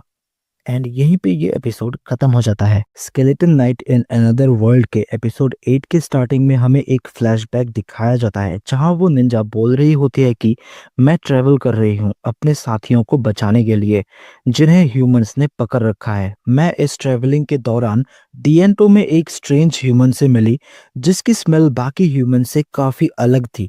इसका एंटायर प्रेजेंस डिफरेंट था एंड ऊपर से उस ह्यूमन के साथ एक स्पिरिट बीस्ट भी थी। एंड अब मैं फिर से उस ह्यूमन से मिल गई। इसके बाद ये लड़की आर्क से बोलती है कि मुझे तुमसे कुछ डिस्कस करना है, क्या तुम्हारे पास टाइम है? आर्यन पूछती है कि ये कौन है, जिस पे आर्क बोलता है कि मैं तुम्हें डिएंटो में एक्सप्लेन नहीं कर पाया था, बट यही है जिसने मुझे वो ट्रेडिंग कॉन्ट्रैक्ट दिया था एंड इसका नाम है। तभी ये लड़की बोलती है कि माफ करना, मेरा नाम है चियोमे एंड मैं जिनशिन क्लैन के निंजाज में से एक हूँ। आर्क उनके क्लैन के नाम का मीनिंग पूछता है, जिस पे वो बोलती है कि जिन का मतलब है ब्लेड एंड शिन का मतलब है हार्ट। ये सुनने के बाद आर्क अपने मन में सोचने लगता है कि इसका मतलब तो शिनोबी हुआ। चियो में फिर इन्हें कहीं और बात करने को कहती है। फिर हमें एक दूसरी जगह का सीन दिखाया जाता है, जहां आर्क ये सोच के एक्साइटेड हो रहा था कि ये लड़की एक निंजा है एंड तभी आर्यन उसे बुलाती है। एंड आर्क बोलता है कि अब फॉर्मल इंट्रोडक्शन का टाइम है एंड वो बोलता है कि मैं हूँ आर्क एंड मैं एक मर्सिनरी हूँ एंड ये है पोंटा। आर्यन भी खुद को इंट्रोड्यूस करती है। फिर चियो में आर्क से पूछती है कि तुमने मुझे निंजा क्यों बोला था, जिस पे आर्क अपने मन में सोचने लगता है कि तुम एक निंजा हो इसीलिए, बट मैं तुम्हें ये बोल नहीं सकता। बट फिर आर्क बोलता है कि मेरे होमलैंड में जो लोग ऐसे कपड़े पहनते हैं हम उन्हें इसी नाम से बुलाते हैं, जिस पे चियो में बोलती है कि ये नाम सिर्फ हमारे क्लैन में ही जाना जाता है एंड बोलती है कि शायद तुम उस सेम कंट्री से हो जहां से हमारे ग्रेट फाउंडर थे। आर्क पूछता है कि क्या ये ग्रेट फाउंडर अभी भी जिंदा है, जिस पे चियो में बोलती है कि नहीं, वो 600 साल पहले जिंदा थे। जो सुनने के बाद आर्क अपने मन में सोचता है कि कहीं ऐसा तो नहीं कि कोई और जापानीज पर्सन 600 साल पहले यहाँ आया था। एंड अब आर्यन चियोमे से पूछती है कि वो आर्क के साथ क्या डिस्कस करना चाहती थी, जिस पे वो बोलती है कि कुछ बीस्ट पीपल हैं जो कि मेरे साथी हैं। मैं चाहती हूँ कि तुम मेरी मदद करो उन्हें बचाने में। जो सुनने के बाद आर्क अपने मन में सोचता है कि लगता है चियोमे का भी मिशन आर्यन जैसा ही है एंड चियोमे बोलती है कि पेमेंट के तौर पे मैं तुम्हें बता सकती हूँ कि जिन लोगों के नाम उस कॉन्ट्रैक्ट में थे वो लोग कहाँ पे हैं। बट आर्क बोलता है कि करंटली मुझे आर्यन की मदद करने का कॉन्ट्रैक्ट मिला है एंड वो मन में सोचने लगता है कि काश वो उसकी मदद कर पाता एंड इस बारे में वो आर्यन से भी पूछता है, जिस पे आर्यन चियोमे से पूछती है कि क्या तुम बचपन से ही अपने लोगों को बचाने का काम कर रही हो। चियोमे बोलती है कि हाँ एंड इसीलिए मैं बचपन से ट्रेनिंग कर रही हूँ ताकि मैं और ज्यादा स्ट्रांग बन सकूं।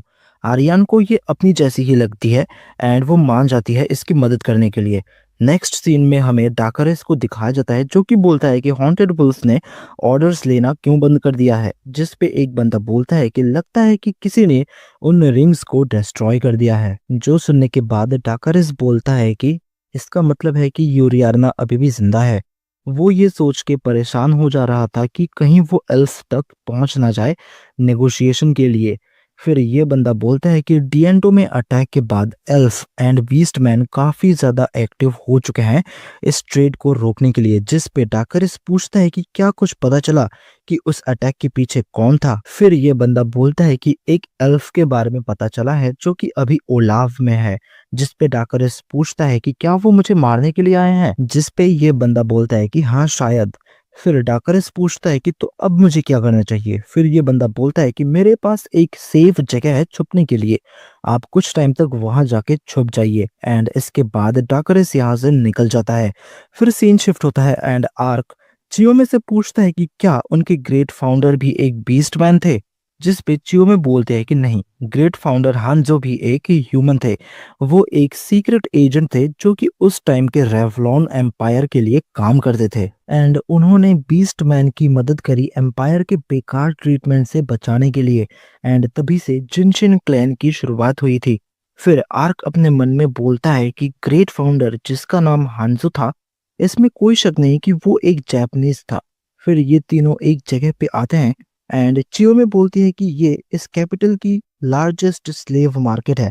फिर हमें यहाँ के अंदर का सीन दिखाया जाता है जहाँ कई सारे बीस्ट पीपल को बंदी बना के रखा गया है एंड वहीं पे कई सारे मर भी चुके हैं। फिर चियोमे बोलती है कि अगर हम यहाँ अटैक करेंगे तो रॉयल आर्मी जरूर एक्शन लेगी। आर्यन बोलती है कि इससे तो हमारा भागना मुश्किल हो जाएगा, जिस पे चियोमे बोलती है कि तुम दोनों अटैक करना एंड फिर जल्दी से निकल जाना। आर्यन पूछती है कि इसका क्या मतलब। चियोमे बोलती है कि जो लोग अटैक करेंगे एंड भागने की कोशिश करेंगे वो लोग भाग पाएंगे। चारों मार्केट पे एक साथ अटैक होगा एंड मेरे साथी भी ऑलरेडी यहाँ पे आ चुके हैं। फिर आर्क बोलता है कि अगर सभी लोगों का ध्यान इस मार्केट की तरफ आ जाए तो तुम बाकी लोगों को भी बचा लोगी। चियोमे बोलती है कि सभी लोगों को नहीं बचाया जा सकता। अगर 10 लोगों को सेक्रीफाइस करके 100 लोगों की जान बचती है तो हमें ये करना होगा एंड अगर तुम दोनों हेल्प करोगे तो शायद हम और भी ज्यादा लोगों को बचा पाए। आर्क अब चियोमे को बताता है कि वो टेलीपोर्टेशन मैजिक यूज कर सकता है। ये सुनने के बाद चियोमे बोलती है कि शायद तुम्हारे इस मैजिक से हम और भी ज्यादा लोगों को बचा पाए एंड फिर वो अपने साथियों को इस बारे में बताने के लिए चली जाती है एंड इन दोनों को बोलती है कि अटैक आज रात को होगा, तो अगर कोई प्रिपरेशन करनी है तो कर लेना। नेक्स्ट सीन में आर्क एंड आर्यन खाना खा रहे होते हैं अटैक पे जाने से पहले। आर्यन आर्क को कुछ खाने को देती है जो खा के आर्क को काफी ज्यादा पसंद आता है। आर्यन बोलती है कि ये वही ड्रैगन फ्लाई है, मैंने कहा था ना कि ये बहुत ही ज्यादा टेस्टी होती है। जिस पे आर्क बोलता है कि हाँ ये तो काफी ज्यादा टेस्टी है। नेक्स्ट सीन में ये दोनों अटैक के लिए निकल जाते हैं एंड इस टाइम पे आर्क ने एक मास्क पहना हुआ था एंड वो बोलता है कि मैंने ये 13 गोल्ड कॉइन्स का खरीदा है। जो देखने के बाद आर्यन बोलती है कि मुझे कहना तो नहीं चाहिए बट ये काफी ज्यादा क्रीपी है एंड तुम्हें लूट लिया गया है। जो सुनने के बाद आर्क शॉक हो जाता है एंड बोलता है कि जरा देखो तो इसे, ये कितना ज्यादा इम्प्रेसिव है। सही कहा ना पोंटा। जिस पे पोंटा भी एक अजीब सा चेहरा बनाती है एंड ये देख के आर्क और भी ज्यादा शॉक हो जाता है। अब चियो में भी यहाँ पे आ जाती है अपने एक साथी के साथ एंड इस बंदे का नाम होता है गोएमोन। तभी गोएमोन आर्क के पास आता है एंड ये दोनों लड़ने लगते हैं। इन्हें देख के चियो में एंड आर्यन हैरान हो जाते हैं, लेकिन तभी ये दोनों अचानक से फिर से दोस्त बन जाते हैं। फिर चियो में बोलती है कि मैं और आर्यन पीछे से हमला करेंगे एंड आर्क एंड गोएमोन आगे से हमला करेंगे। अब ये दोनों आगे के गेट से जाने लगते हैं। गार्ड इन्हें देख के हैरान हो जाते हैं एंड गोएमोन तभी गेट तोड़ ही देता है एंड ये दोनों अंदर चले जाते हैं। अंदर आके सभी गार्ड्स इन पे अटैक करने लगते हैं, लेकिन ये दोनों इन्हें आसानी से हरा देते हैं। फिर गोएमोन अपनी बॉडी इतनी हार्ड कर लेता है कि इनकी स्वॉर्ड भी टूट जाती है। फिर आर्क भी अजीब तरीके से हंसने लगता है ताकि वो इन्हें डरा सके। फिर गोएमोन जमीन पे मार के बड़े बड़े रॉक स्पीयर्स निकालने लगता है एंड आर्क भी अपनी मैजिक का यूज करके उन्हें और भी ज्यादा साइज में बड़ा बना देता है एंड दूसरी तरफ चियोमे एंड आर्यन पीछे की तरफ से अंदर घुसने लगते हैं एंड यहीं पे ये एपिसोड खत्म हो जाता है। Skeleton Knight in Another World के एपिसोड 9 के स्टार्टिंग में हम देखते हैं कि टाकरिस को अब पता चल चुका है कि मार्केट पे अटैक हो चुका है एंड वो इससे काफी ज्यादा गुस्से में आ जाता है एंड फिर वो वहां और भी लोगों को भेजने को बोलता है। दूसरी तरफ आर्क एंड गोएमोन की मैजिक कॉम्बिनेशन की वजह से पूरा मार्केट तबाह हो जाता है। अब आर्यन और चियो में पीछे से अंदर घुस जाते हैं। सभी गार्ड्स आर्क और गोएमोन से लड़ने चले जाते हैं तो यहाँ पे कोई भी नहीं होता। फिर वो लोग और भी अंदर जाते हैं बट वहां का गेट बंद होता है, जिस पे आर्यन उस गेट को तोड़ देना चाहती थी बट चियो में उसे रोक लेती है एंड उस गेट को एक पिन से खोल देती है। बट अंदर अब भी कुछ गार्ड्स थे जो कि इन पे अटैक कर देते हैं एंड चियो में अपने निजुत्सु का यूज करके इन्हें हरा देती है एंड ये देख के आर्यन काफी ज्यादा इम्प्रेस हो जाती है। बट तभी और भी कई सारे गार्ड्स इन पे अटैक करने आ जाते हैं बट आर्यन फायर मैजिक का यूज करके इन्हें मार देती है एंड अभी ये दोनों सभी गार्ड्स को हराते हुए आगे बढ़ते जाते हैं एंड एक जेल के पास पहुंच जाते हैं जहां सभी लोग कैद होते हैं। चियोमे अपने आप को इंट्रोड्यूस करती है एंड सबको आजाद कर देती है एंड बोलती है कि जो लोग भी लड़ सकते हैं वो गार्ड्स के वेपन उठा ले। तभी और भी गार्ड्स इन्हें रोकने के लिए आ जाते हैं बट आर्यन इन्हें मारने लगती है एंड चियोमे को बोलती है कि बाकी लोगों को लेके यहाँ से वो निकल जाए। नेक्स्ट सीन में आर्क पत्थर के नीचे से निकलता है एंड गोएमोन को बुलाने लगता है कि वो कहाँ पे है। तभी गोएमोन भी बाहर निकल आता है एंड ये दोनों ही ठीक होते हैं एंड सभी गार्ड्स भी हार चुके होते हैं। तभी आर्यन एंड चियोमे भी यहाँ पे आ जाते हैं एंड बोलते हैं कि उन्होंने सभी बीस्ट पीपल को आजाद कर दिया है। फिर आर्यन बोलती है कि अब बस वो बिल्डिंग बची हुई है जहां से हमें लोगों को छुड़ाना है। फिर गोएमोन आर्क को इनके साथ जाने के लिए बोलता है एंड बोलता है कि मैं यहाँ संभाल लूंगा।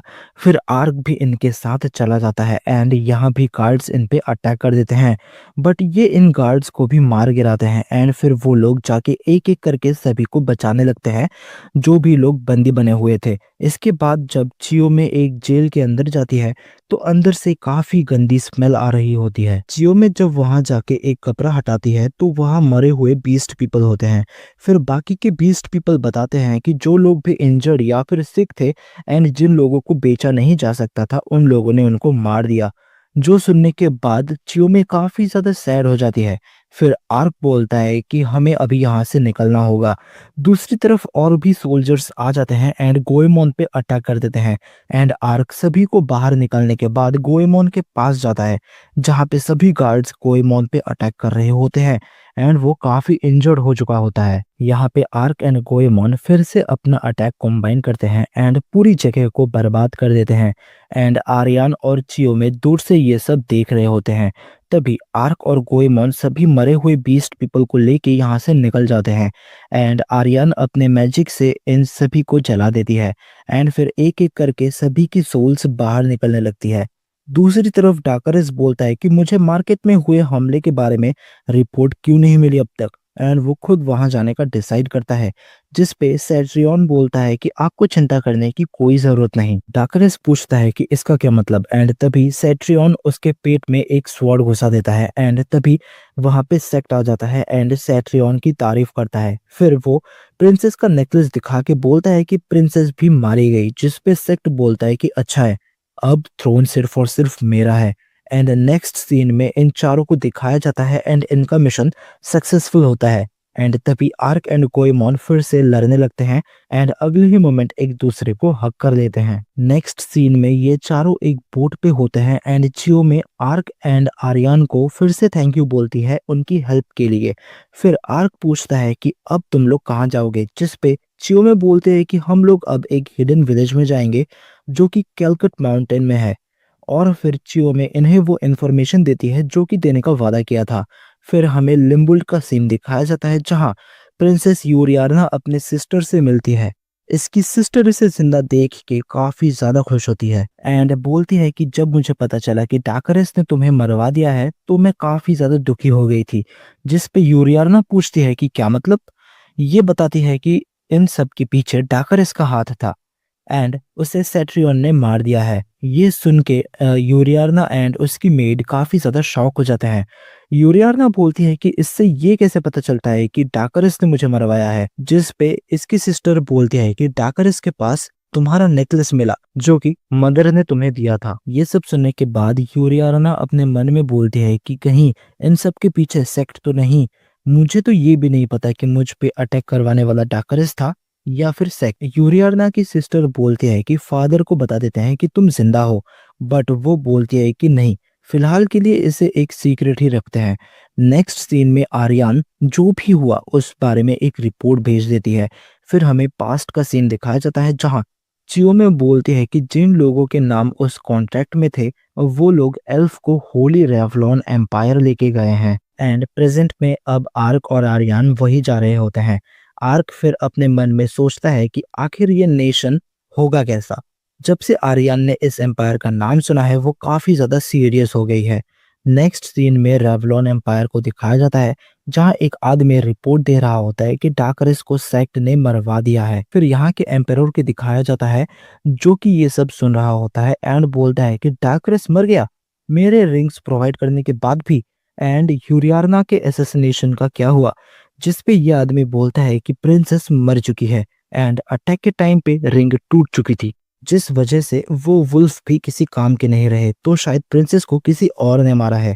जिस पे एम्पायर बोलता है कि तो फिर उसे सेक्ट नहीं मारा होगा एंड इल्जाम डाकरस पे लगा दिया।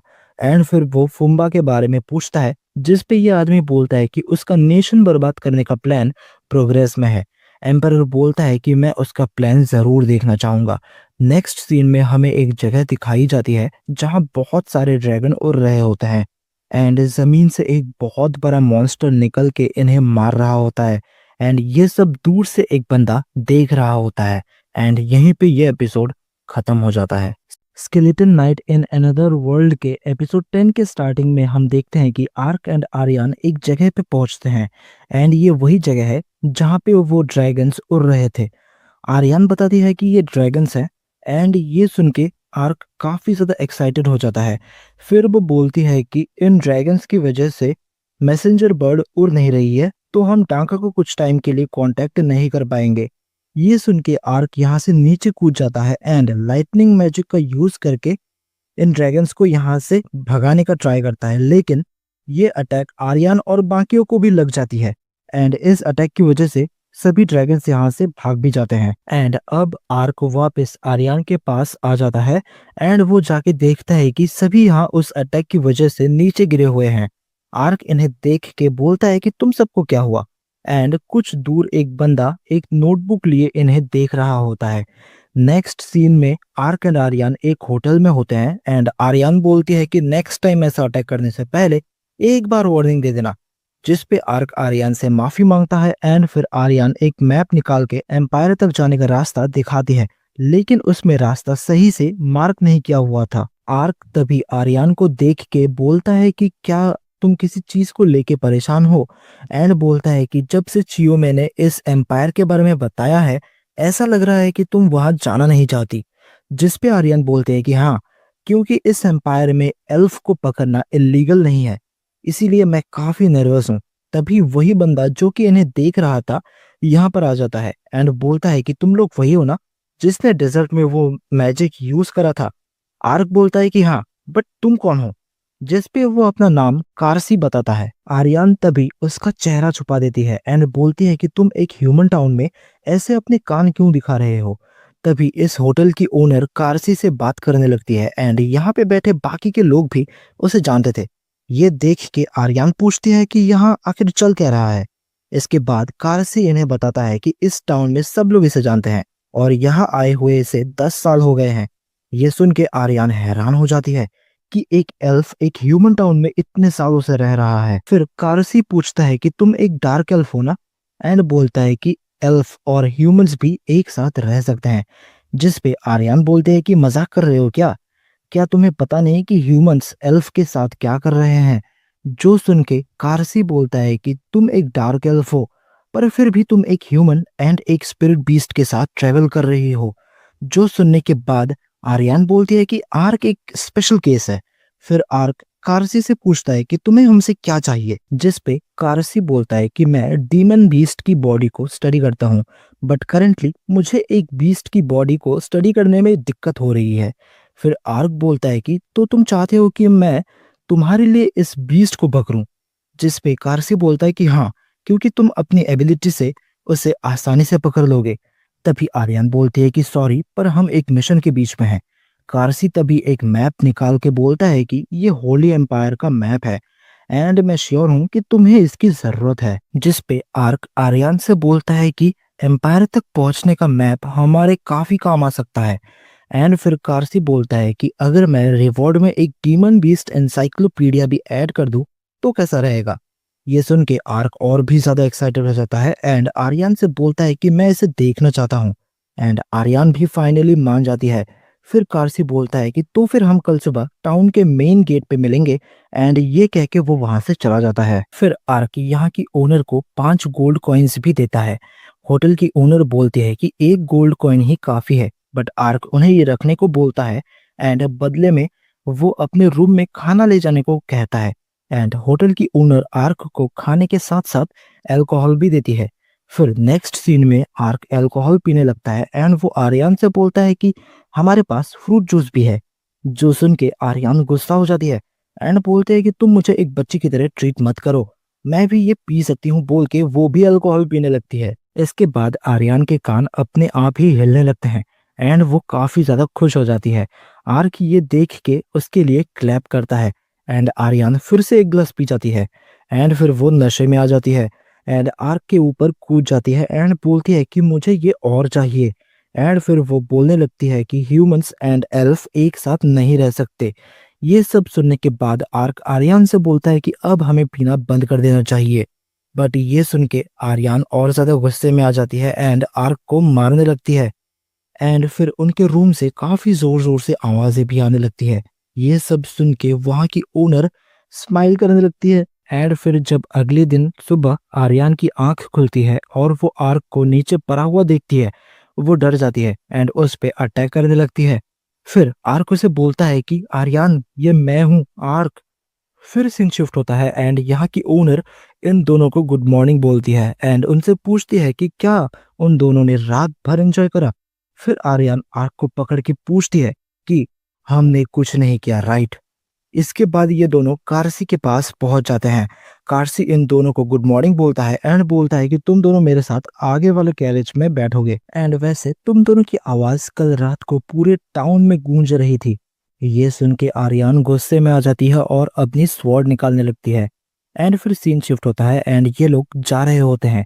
बट आर्यन की हालत काफी ज्यादा खराब होती है क्योंकि कैरेज के पीछे से एक अजीब सी स्मेल आ रही होती है।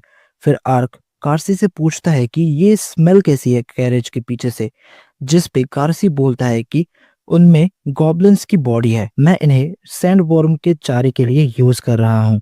फिर आर्क सैंडवॉर्म के बारे में पूछता है जिस पे कार्सी बोलता है कि वही हमारा टारगेट है। फिर कार्सी का फ्रेंड आर्क को चाय देते हुए बोलता है कि इससे हैंगओवर एंड मोशन सिकनेस ठीक हो जाएगी। फिर कार्सी आर्यन से पूछता है कि क्या हुआ आर्यन, क्या अभी भी ह्यूमंस के साथ डील करना हार्ड है तुम्हारे लिए। एंड बोलता है कि चिंता मत करो, ये सिर्फ दिखने में ही घटिया है पर ये दिल का काफी अच्छा है। कार्सी का फ्रेंड ये सुन के कहता है कि ऐसा मत बोलो वरना मैं तुम्हारी हेल्प नहीं करूंगा। कार्सी मुस्कुराते हुए माफी मांगता है एंड अब आर्क आर्यन को वही चाय देता है एंड आर्यन इसे पी के कहते हैं कि ये तो काफी अच्छी है। आर्क अब कार्सी से सैंड वॉर्म के बारे में पूछने लगता है जिस पे कार्सी बोलता है कि करंटली मुझे पता है कि वो 4 या 5 मीटर लॉन्ग होता है। दिन में ये जमीन के अंदर रहते हैं एंड रात में ये बाहर आ जाते हैं खाना ढूंढने के लिए एंड ये फायर के अगेंस्ट वीक है एंड इस मिशन का पर्पस है उसे पकड़ना बिना फायर को यूज करेंगे। आर्क अब और भी कई सारे डीमन बीस्ट के बारे में पूछने लगता है कार्सी से। तभी आर्यन नोटिस करती है कि उनके पीछे वाले कैरेज गायब हो चुके हैं। वो कार्सी को ये बताती है कि तभी वहां एक सैंड वॉर्म निकल के आता है एंड आर्क इसे देख के बोलता है कि ये तो लगभग 30 मीटर बड़ा है। कार्सी बोलता है कि मैंने इतना बड़ा सैंड वॉर्म कभी नहीं देखा। तभी आर्यन कार्सी के फ्रेंड को साइड में पड़ा हुआ देखती है एंड उसकी हेल्प करने के लिए भागने लगती है एंड फिर वो फायर से उस सैंड वॉर्म पे अटैक करती है लेकिन इससे उसे कुछ भी नहीं होता। आर्यन बोलती है कि फायर तो इसकी वीकनेस होनी चाहिए थी लेकिन ये तो इस पे काम ही नहीं किया एंड सैंड वॉर्म आर्यन पे अटैक कर देता है। बट तभी आर्क आके आर्यन को बचा लेता है। फिर आर्क सिर्फ अपने हाथों का यूज करके उसे जमीन से निकाल के साइड में पटक देता है एंड इसमें भी एक रिंग लगी हुई होती है जो कि टूट जाती है। ये देख के ये तीनों काफी ज्यादा हैरान हो जाते हैं कि आर्क ने उसे उठा के फेंक दिया। इसके बाद ये लोग उस सैंड वॉर्म को पकड़ लेते हैं एंड कार्सी इन्हें इनका रिवॉर्ड दे देता है। फिर आर्क आर्यन से बोलता है कि अब हमें यहाँ से चलना चाहिए बट आर्यन कुछ सोच रही होती है एंड कार्सी से पूछते हैं कि तुम ह्यूमंस के साथ क्यों रह रहे हो, जिस पे कार्सी बोलता है कि क्योंकि मैं उन्हें पसंद करता हूँ। जब मैं एल्फ के विलेज में था तब मुझे भी ह्यूमंस पसंद नहीं थे लेकिन जब मैं इनके साथ रहने लगा तो ये कम्प्लीटली डिफरेंट था एंड एक दिन जरूर आएगा जब एल्फ एंड ह्यूमंस एक साथ रहेंगे। फिर आर्यन पूछती है कि क्या ऐसा दिन सच में आएगा। कार्सी पूछता है कि क्या तुम्हें लैम्बर्ट की स्टोरी के बारे में नहीं पता। आर्क पूछता है कि वो क्या है, जिस पे आर्यन बोलती है कि ये एक पोर्ट सिटी है। एंड आर्यन कार्सी से उस स्टोरी के बारे में पूछती है, जिस पे कार्सी बोलता है कि वहाँ के लॉर्ड ने एक एल्फ से शादी कर ली थी। ये सुन के आर्यन शॉक हो जाती है एंड पूछती है कि कहीं उसके साथ जबरदस्ती तो नहीं करी गई, जिस पे कार्सी बोलता है कि नहीं, बल्कि लॉर्ड ने उसे बचाया था जब उसे बेचा जा रहा था। एंड उन दोनों ने अपनी मर्जी से शादी करी है। एंड उन्होंने कहा कि वो एल्फ और ह्यूमंस के रिलेशन को इम्प्रूव करने का भी ट्राई करेंगे। फिर ये दोनों यहाँ से निकल जाते हैं होली एम्पायर के लिए। एंड आर्यन आर्क से पूछती है कि क्या ऐसा सच में हो सकता है कि एल्फ एंड ह्यूमंस कभी एक साथ रह पाएंगे। नेक्स्ट सीन में हमें एक बंदे को दिखाया जाता है जो बोल रहा होता है कि लोग गायब हो रहे हैं टाउन से, क्या ये तुम्हारा काम है। एंड यहाँ पे एक और बंदा होता है जो कि बोलता है कि मुझे जो खाना मिलता है वो मोस्टली स्लेव्स या क्रिमिनल्स होते हैं। ये आदमी बोलता है कि तुम ज्यादा कर रहे हो फुम्बा, एंड यहाँ ऐसे इन लड़कियों को क्यों लाए। जिस पे फुम्बा बोलता है कि मैं अपना काम करता हूँ, तो मैं श्योर हूँ कि एम्पेरर को इससे कोई प्रॉब्लम नहीं होगी। फिर ये आदमी पूछता है कि हमने जो अटैक प्लान किया था उसका क्या। फुम्बा फिर इस आदमी को अपने साथ आने को बोलता है एंड इसे एक जगह पे लेके जाता है। यहाँ पे एक बड़ा सा गड्ढा होता है। तभी फुम्बा इसमें इस लड़की को फेंक देता है और नीचे एक मॉन्स्टर होता है जो इस लड़की को खा जाता है। एंड वो दूसरी लड़की एंड ये आदमी काफी ज्यादा डर चुके होते हैं इसे देख के। एंड फुम्बा ये सब देख के स्माइल कर रहा होता है। एंड इस मॉन्स्टर में 5 रिंग्स लगी हुई होती है। एंड हम देखते हैं कि ये मॉन्स्टर साइज में काफी ज्यादा बड़ा होता है। एंड यहीं पे ये एपिसोड खत्म हो जाता है। So Skeleton Knight in Another World के एपिसोड 11 के स्टार्टिंग में हम देखते हैं कि Arc and Ariane Holy Empire के बॉर्डर पे पहुंच जाते हैं। यहाँ एंटर होके ये लोग देखते हैं कि हर जगह सोल्जर्स हैं, इसीलिए अब इन्हें सब कुछ सोच समझ के करना होगा एल्फ को बचाने के लिए। आर्यन आर्क को अलग अलग होके छानबीन करने को कहती है एंड सनसेट से पहले मिलने को कहती है। अभी ये दोनों अलग अलग होके इन्फॉर्मेशन गैदर करते हैं। एंड अब सनसेट भी होने वाला होता है एंड आर्क पोंटा को खाना खिला रहा होता है। आर्क ने जो भी इंफॉर्मेशन कलेक्ट करी होती है उससे इसे ये पता चलता है कि ईस्ट के फोर्ट्रेस में रात को अजीब सी रोने की आवाजें सुनाई देती है। एंड एम्पायर की टेरिटरी में कुछ टाइम से मॉन्स्टर देखे जा रहे हैं एंड टाउन से भी लोग गायब होते जा रहे हैं। अब आर्क आर्यन से मिलने जा ही रहा होता है कि तभी एक लड़की को कुछ लोग परेशान कर रहे होते हैं, बट आर्क यहाँ आके इन्हें पीट देता है। फिर ये लड़की आर्क को हक कर लेती है एंड आर्क को थैंक्स बोलती है उसकी हेल्प करने के लिए। तभी आर्यन यहाँ पे आ जाती है एंड आर्क को और इस लड़की को ऐसे हक करते हुए देख लेती है और अजीब सी शक्ल बना के कहती है कि ये कौन है। आर्क बोलता है कि कुछ लोग इसे परेशान कर रहे थे। आर्यन इसके पास आके कहती है तुम्हें तो कोई चोट भी नहीं लगी है, तो तुम्हें अब घर जाना चाहिए। जिस पे ये लड़की बोलती है कि मुझे इसे थैंक्स तो बोलने दो। आर्यन फिर गुस्से में फिर से बोलती है कि तुम्हें अब घर चले जाना चाहिए। एंड ये लड़की अब डर के यहाँ से भागने लगती है। इसके बाद आर्यन एंड आर्क कहीं पे जा रहे होते हैं। तभी आर्क आर्यन से पूछता है कि वो इतने गुस्से में क्यों है, जिस पे आर्यन बोलती है कि मैं गुस्सा नहीं हूँ। एंड वो यहाँ से गुस्से में चली जाती है। नेक्स्ट सीन में फुम्बा को दिखाया जाता है जो कि उन्हीं लोगों को बोल रहा होता है कि तुम लोग खाना भी नहीं ला पाए। एंड अब बोलता है कि अब तुम लोग ही खाना बनोगे एंड बाय बोल के यहाँ से निकल जाता है। एंड ये बड़ा सा मॉन्स्टर इन्हें खा जाता है। इसके बाद फुम्बा इस दूसरे मॉन्स्टर के पास आता है एंड कहता है कि मैं तुम्हारे लिए कुछ बढ़िया सा लाऊंगा खाने को। नेक्स्ट सीन में आर्यन आर्क से बोल रही होती है कि 4 महीने पहले यहाँ एल्फ को लाया गया था। फिर आर्क बोलता है कि अब शायद वो यहाँ हो ही ना, बट आर्यन अंदर जाने को निकल जाती है। आर्क बोलता है कि मैं इम्प्रेस हुआ कि तुमने इतनी इंपॉर्टेंट इन्फॉर्मेशन निकाल ली। आर्यन बोलते हैं कि मुझे थोड़ी हेल्प चाहिए थी, जबकि कोई एक दूसरी लड़की की हेल्प कर रहा था रोड पे। आर्क हंसने लगता है एंड बोलता है कि ये बहुत ही बढ़िया है, जिस पे आर्यन फिर से मुंह बना लेती है। एंड फिर आर्क उससे पूछता है कि वो कौन था जिसने तुम्हारी हेल्प करी, लेकिन आर्यन यहाँ से गायब हो चुकी होती है। एंड वो आर्यन से पूछता है कि क्या तुम अभी भी गुस्सा हो। आर्यन कहती है कि नहीं, मैं गुस्सा नहीं हूँ। अब ये दोनों उस फोर्ट्रेस के अंदर घुसते हैं एंड यहाँ इन दोनों को बीस्ट की स्मेल आ रही होती है। आगे जाके ये एक गेट देखते हैं, लेकिन यहाँ पे गार्ड्स होते हैं। पोंटा जाके इन्हें डिस्ट्रैक्ट करने लगती है एंड तभी आर्यन एंड आर्क इन गार्ड्स को ही मार देते हैं। अब आर्यन उस गेट को खोलने का ट्राई कर रही थी, बट उससे वो गेट खुल ही नहीं रही थी। तभी आर्क ट्राई करता है एंड वो उस गेट को खोल देता है क्योंकि वो एक स्लाइडिंग डोर था। ये देख के आर्यन बोलती है कि ये कैसा डोर था। अंदर आके ये लोग देखते हैं कि यहाँ बहुत सारे जेल हैं एंड यहाँ आर्यन को किसी एनिमल का फर मिलता है। अंदर एक और गेट होता है जिसे खोल के ये लोग अंदर घुसते हैं एंड यहाँ आर्क को ब्लड की स्मेल आ रही होती है। तभी यहाँ पे फुम्बा आ जाता है और पूछता है कि तुम लोग कौन हो, एंड आर्यन को देख के बोलता है कि तुम अब से मेरी हो, चलो इसे मार दो अब। फिर आर्क आर्यन से बोलता है कि चलो इसे एक सबक सिखाते हैं एंड इससे इंफॉर्मेशन निकलते हैं। बट तभी आर्यन आर्क पे ही अटैक कर देती है। आर्क फुम्बा से पूछता है कि तुमने क्या करा। तभी आर्यन आर्क को उठा के पटक देती है और उसके कान दिख जाते हैं, जिसे देख के फुम्बा बोलता है कि ये तो एक डार्क एल्फ है, मैंने तो जैकपॉट हिट कर दिया। आर्क तभी आर्यन पे अनकर्स मैजिक यूज करता है बट उसका उस पे कोई भी असर नहीं होता एंड आर्यन आर्क पे अटैक करती रहती है। तभी हमें पता चलता है कि आर्यन एक इल्यूजन देख रही होती है कि उसकी सिस्टर उसे ट्रेनिंग के लिए बोल रही होती है एंड यहाँ आर्क उस पे बार बार अनकर्स यूज करे जा रहा होता है, लेकिन इससे कुछ भी फर्क नहीं पड़ रहा होता है।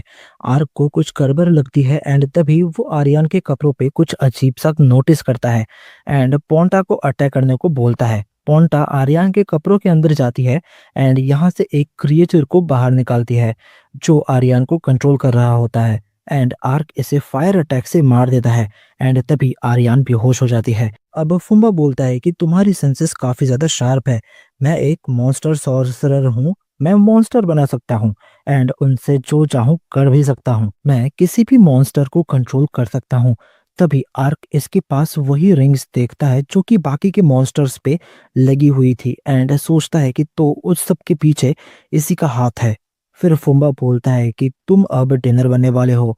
आर्क आर्यन को साइड में रख के बोलता है कि एक क्वेश्चन है, 4 महीने पहले एक एल्फ का ग्रुप यहाँ पर आया था, उनके साथ क्या हुआ? जिस पे फुम्बा बोलता है कि वो अब नहीं बचे, उनमें से ज्यादातर को एम्पायर के मैजिक एक्सपेरिमेंट में यूज कर लिया गया है और जो बचे थे मैंने उन्हें अपने मॉन्स्टर्स को खिला दिया। एंड ये कह के वो पागलों की तरह हंसने लगता है। तभी आर्क इस मॉन्स्टर का गला काट देता है एंड काफी ज्यादा गुस्से में आ जाता है। फुम्बा तभी यहाँ और भी मॉन्स्टर्स को बुला लेता है एंड आर्क पे अटैक करने के लिए छोड़ देता है। आर्क इन सभी मॉन्स्टर्स को मारते जाता है एंड इनमें से कोई भी नहीं बचता। तभी फुम्बा बोलता है कि तुम्हारी पार्टनर खतरे में है। तभी आर्यन पे एक मॉन्स्टर अटैक करने वाला होता है बट तभी चियोमी यहाँ आ जाती है एंड वो अपने वाटर मैजिक से इस मॉन्स्टर को मार देती है। फिर फुम्बा बोलता है कि मेरे पास ऐसे और भी कई सारे मॉन्स्टर्स हैं, जिस पे चियोमी बोलती है कि यहाँ पे मौजूद सभी मॉन्स्टर्स खत्म हो चुके हैं। फिर चियोमी बोलती है कि तुम्हारे मॉन्स्टर्स के बिना तुम पावरलेस हो। ये सुन के फुम्बा इरिटेट हो जाता है। फिर आर्क चियोमी से पूछता है कि वो यहाँ क्या कर रही है। फिर चियोमी बोलते हैं कि क्या आर्यन ने तुम्हें नहीं बताया कि मैं तुम्हें ज्वाइन करने वाली थी। आर्क बोलता है कि तो वो तुम थी जिसने उसे इन्फॉर्मेशन प्रोवाइड करी थी, मुझे इसके बारे में कुछ भी नहीं पता था। तभी ये जगह हिलने लगती है। फुम्बा बोलता है कि डिनर लेट होने की वजह से वो जाग चुका है, अच्छी टाइमिंग है वैसे, एंड बोलता है कि अब तुम लोग मेरे मास्टरपीस से सामना करोगे अगर यहाँ से जिंदा निकल पाए तो, एंड खुद यहाँ से भाग जाता है।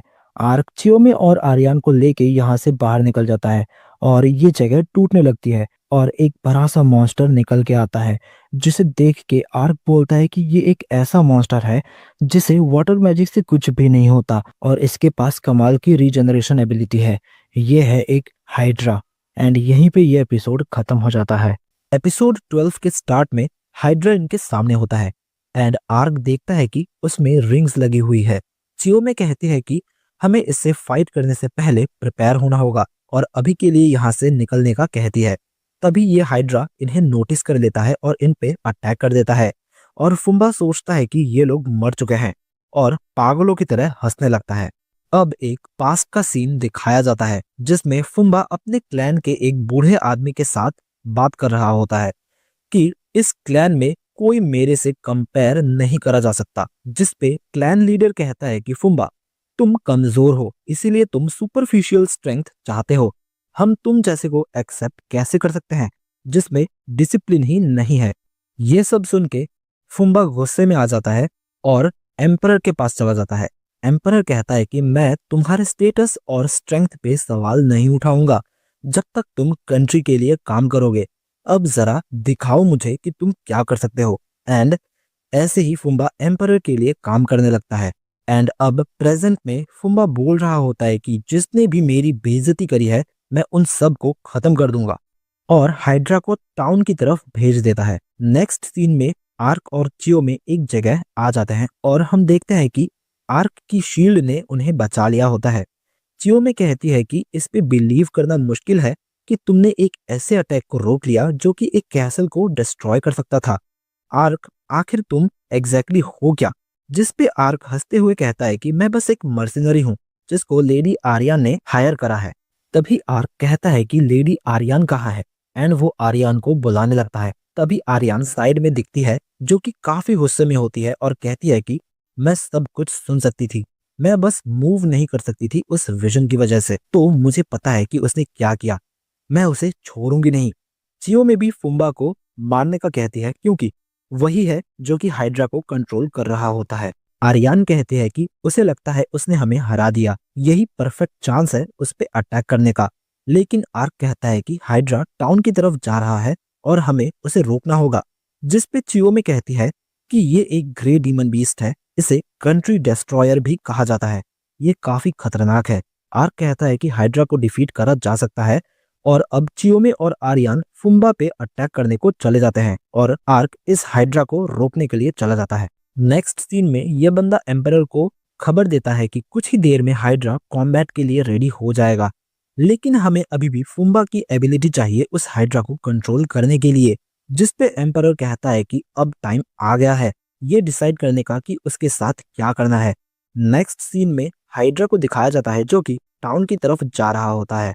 कुछ सोल्जर्स इस हाइड्रा को देख लेते हैं एंड इससे रोकने के लिए बाकी के सोल्जर्स तक ये खबर पहुंचाने को कहते हैं। तभी आर्क इस पे एक स्लैश से अटैक कर देता है, लेकिन इससे उस हाइड्रा को कुछ भी नहीं होता। आर्क फिर इस पे अपने शील्ड से अटैक करता है और इससे उसे थोड़ा सा डैमेज होता है। तभी फुम्बा आर्क को जिंदा देख के हैरान हो जाता है। ये हाइड्रा आर्क पे फिर से अटैक कर देता है, लेकिन आर्क डायमेंशन मूव का यूज करके इससे बच जाता है। तभी इनमें से एक आर्क को पकड़ लेता है और बाकी आर्क पे अटैक करने लगते हैं, लेकिन आर्क अपने शील्ड से खुद को बचा लेता है। आर्क अब एक एडवांस क्लास टेक्निक का यूज करता है और इस हाइड्रा के 4 सिर काट देता है, लेकिन ये रीजनरेट होने लगता है। अब आर्क एक दूसरे बहुत बड़े मैजिक का यूज करता है और कहता है कि इसे मैं बस 5 मिनट तक ही यूज कर पाऊंगा, और दूसरे डायमेंशन से एक बहुत बड़े बीस्ट को समन करता है जिसका नाम होता है इफरित। और अब ये दोनों ही बीस्ट आमने सामने होते हैं। अब आर्यन और चियो में भी फुम्बा के पास पहुंच जाते हैं और आर्यन कहती है कि मैं यहाँ तुम्हें मारने आई हूँ। जिस पे फुम्बा कहता है कि तुम स्किल्ड हो पर खुद को इतना भी ज्यादा मत समझो, हाइड्रा के कंपैरिजन में तुम कुछ भी नहीं हो। आर्यन कहती है कि हाँ, हाइड्रा स्ट्रांग है लेकिन वो तुम्हारी स्ट्रेंथ नहीं है और तुम खुद कमजोर हो। फुम्बा कहता है कि मैं और कमजोर जो हाइड्रा को कंट्रोल कर सकता है। आर्यन कहते हैं कि हाँ, तुम कमजोर हो इसीलिए चीजें मैनिपुलेट करते हो अपनी स्ट्रेंथ दिखाने के लिए। ये सुन के फुम्बा गुस्से में आ जाता है और उन दोनों पे अटैक कर देता है। आर्यन इसे रोक देती है। फुम्बा फिर से उन्हीं क्रिएचर्स को बुलाता है जिसने आर्यन को कंट्रोल करा था, लेकिन इस बार आर्यन इन्हें मार देती है और कहती है कि मैं इतनी बेवकूफ नहीं हूं कि दोबारा तुम्हारे फिर से सेम ट्रिक में फंस जाऊं। तभी चियो में इसके बैक पे अटैक कर देती है और इसके पीछे एक पैटर्न बना होता है जो कि मिट जाता है, और फुम्बा इसी से डीमन बीस्ट को कंट्रोल करता था और हाइड्रा अब इसके कंट्रोल से बाहर होता है। जिस पे फुम्बा हंसते हुए बोलने लगता है कि अब तो हाइड्रा बिल्कुल भी नहीं रुकेगा जब तक वो पूरे सिटी को डिस्ट्रॉय ना कर दे। जिस पे आर्यन कहती है कि चियो में हाइड्रा किसी को नहीं मारेगा क्योंकि हमारे पास आर्क है। एंड फिर आर्यन फुम्बा को मारने जाती है, जिस पे फुम्बा कहता है कि मैं बस एम्परर के ऑर्डर्स फॉलो कर रहा था, मैं माफी मांग रहा हूँ एल्फ्स को मारने के लिए।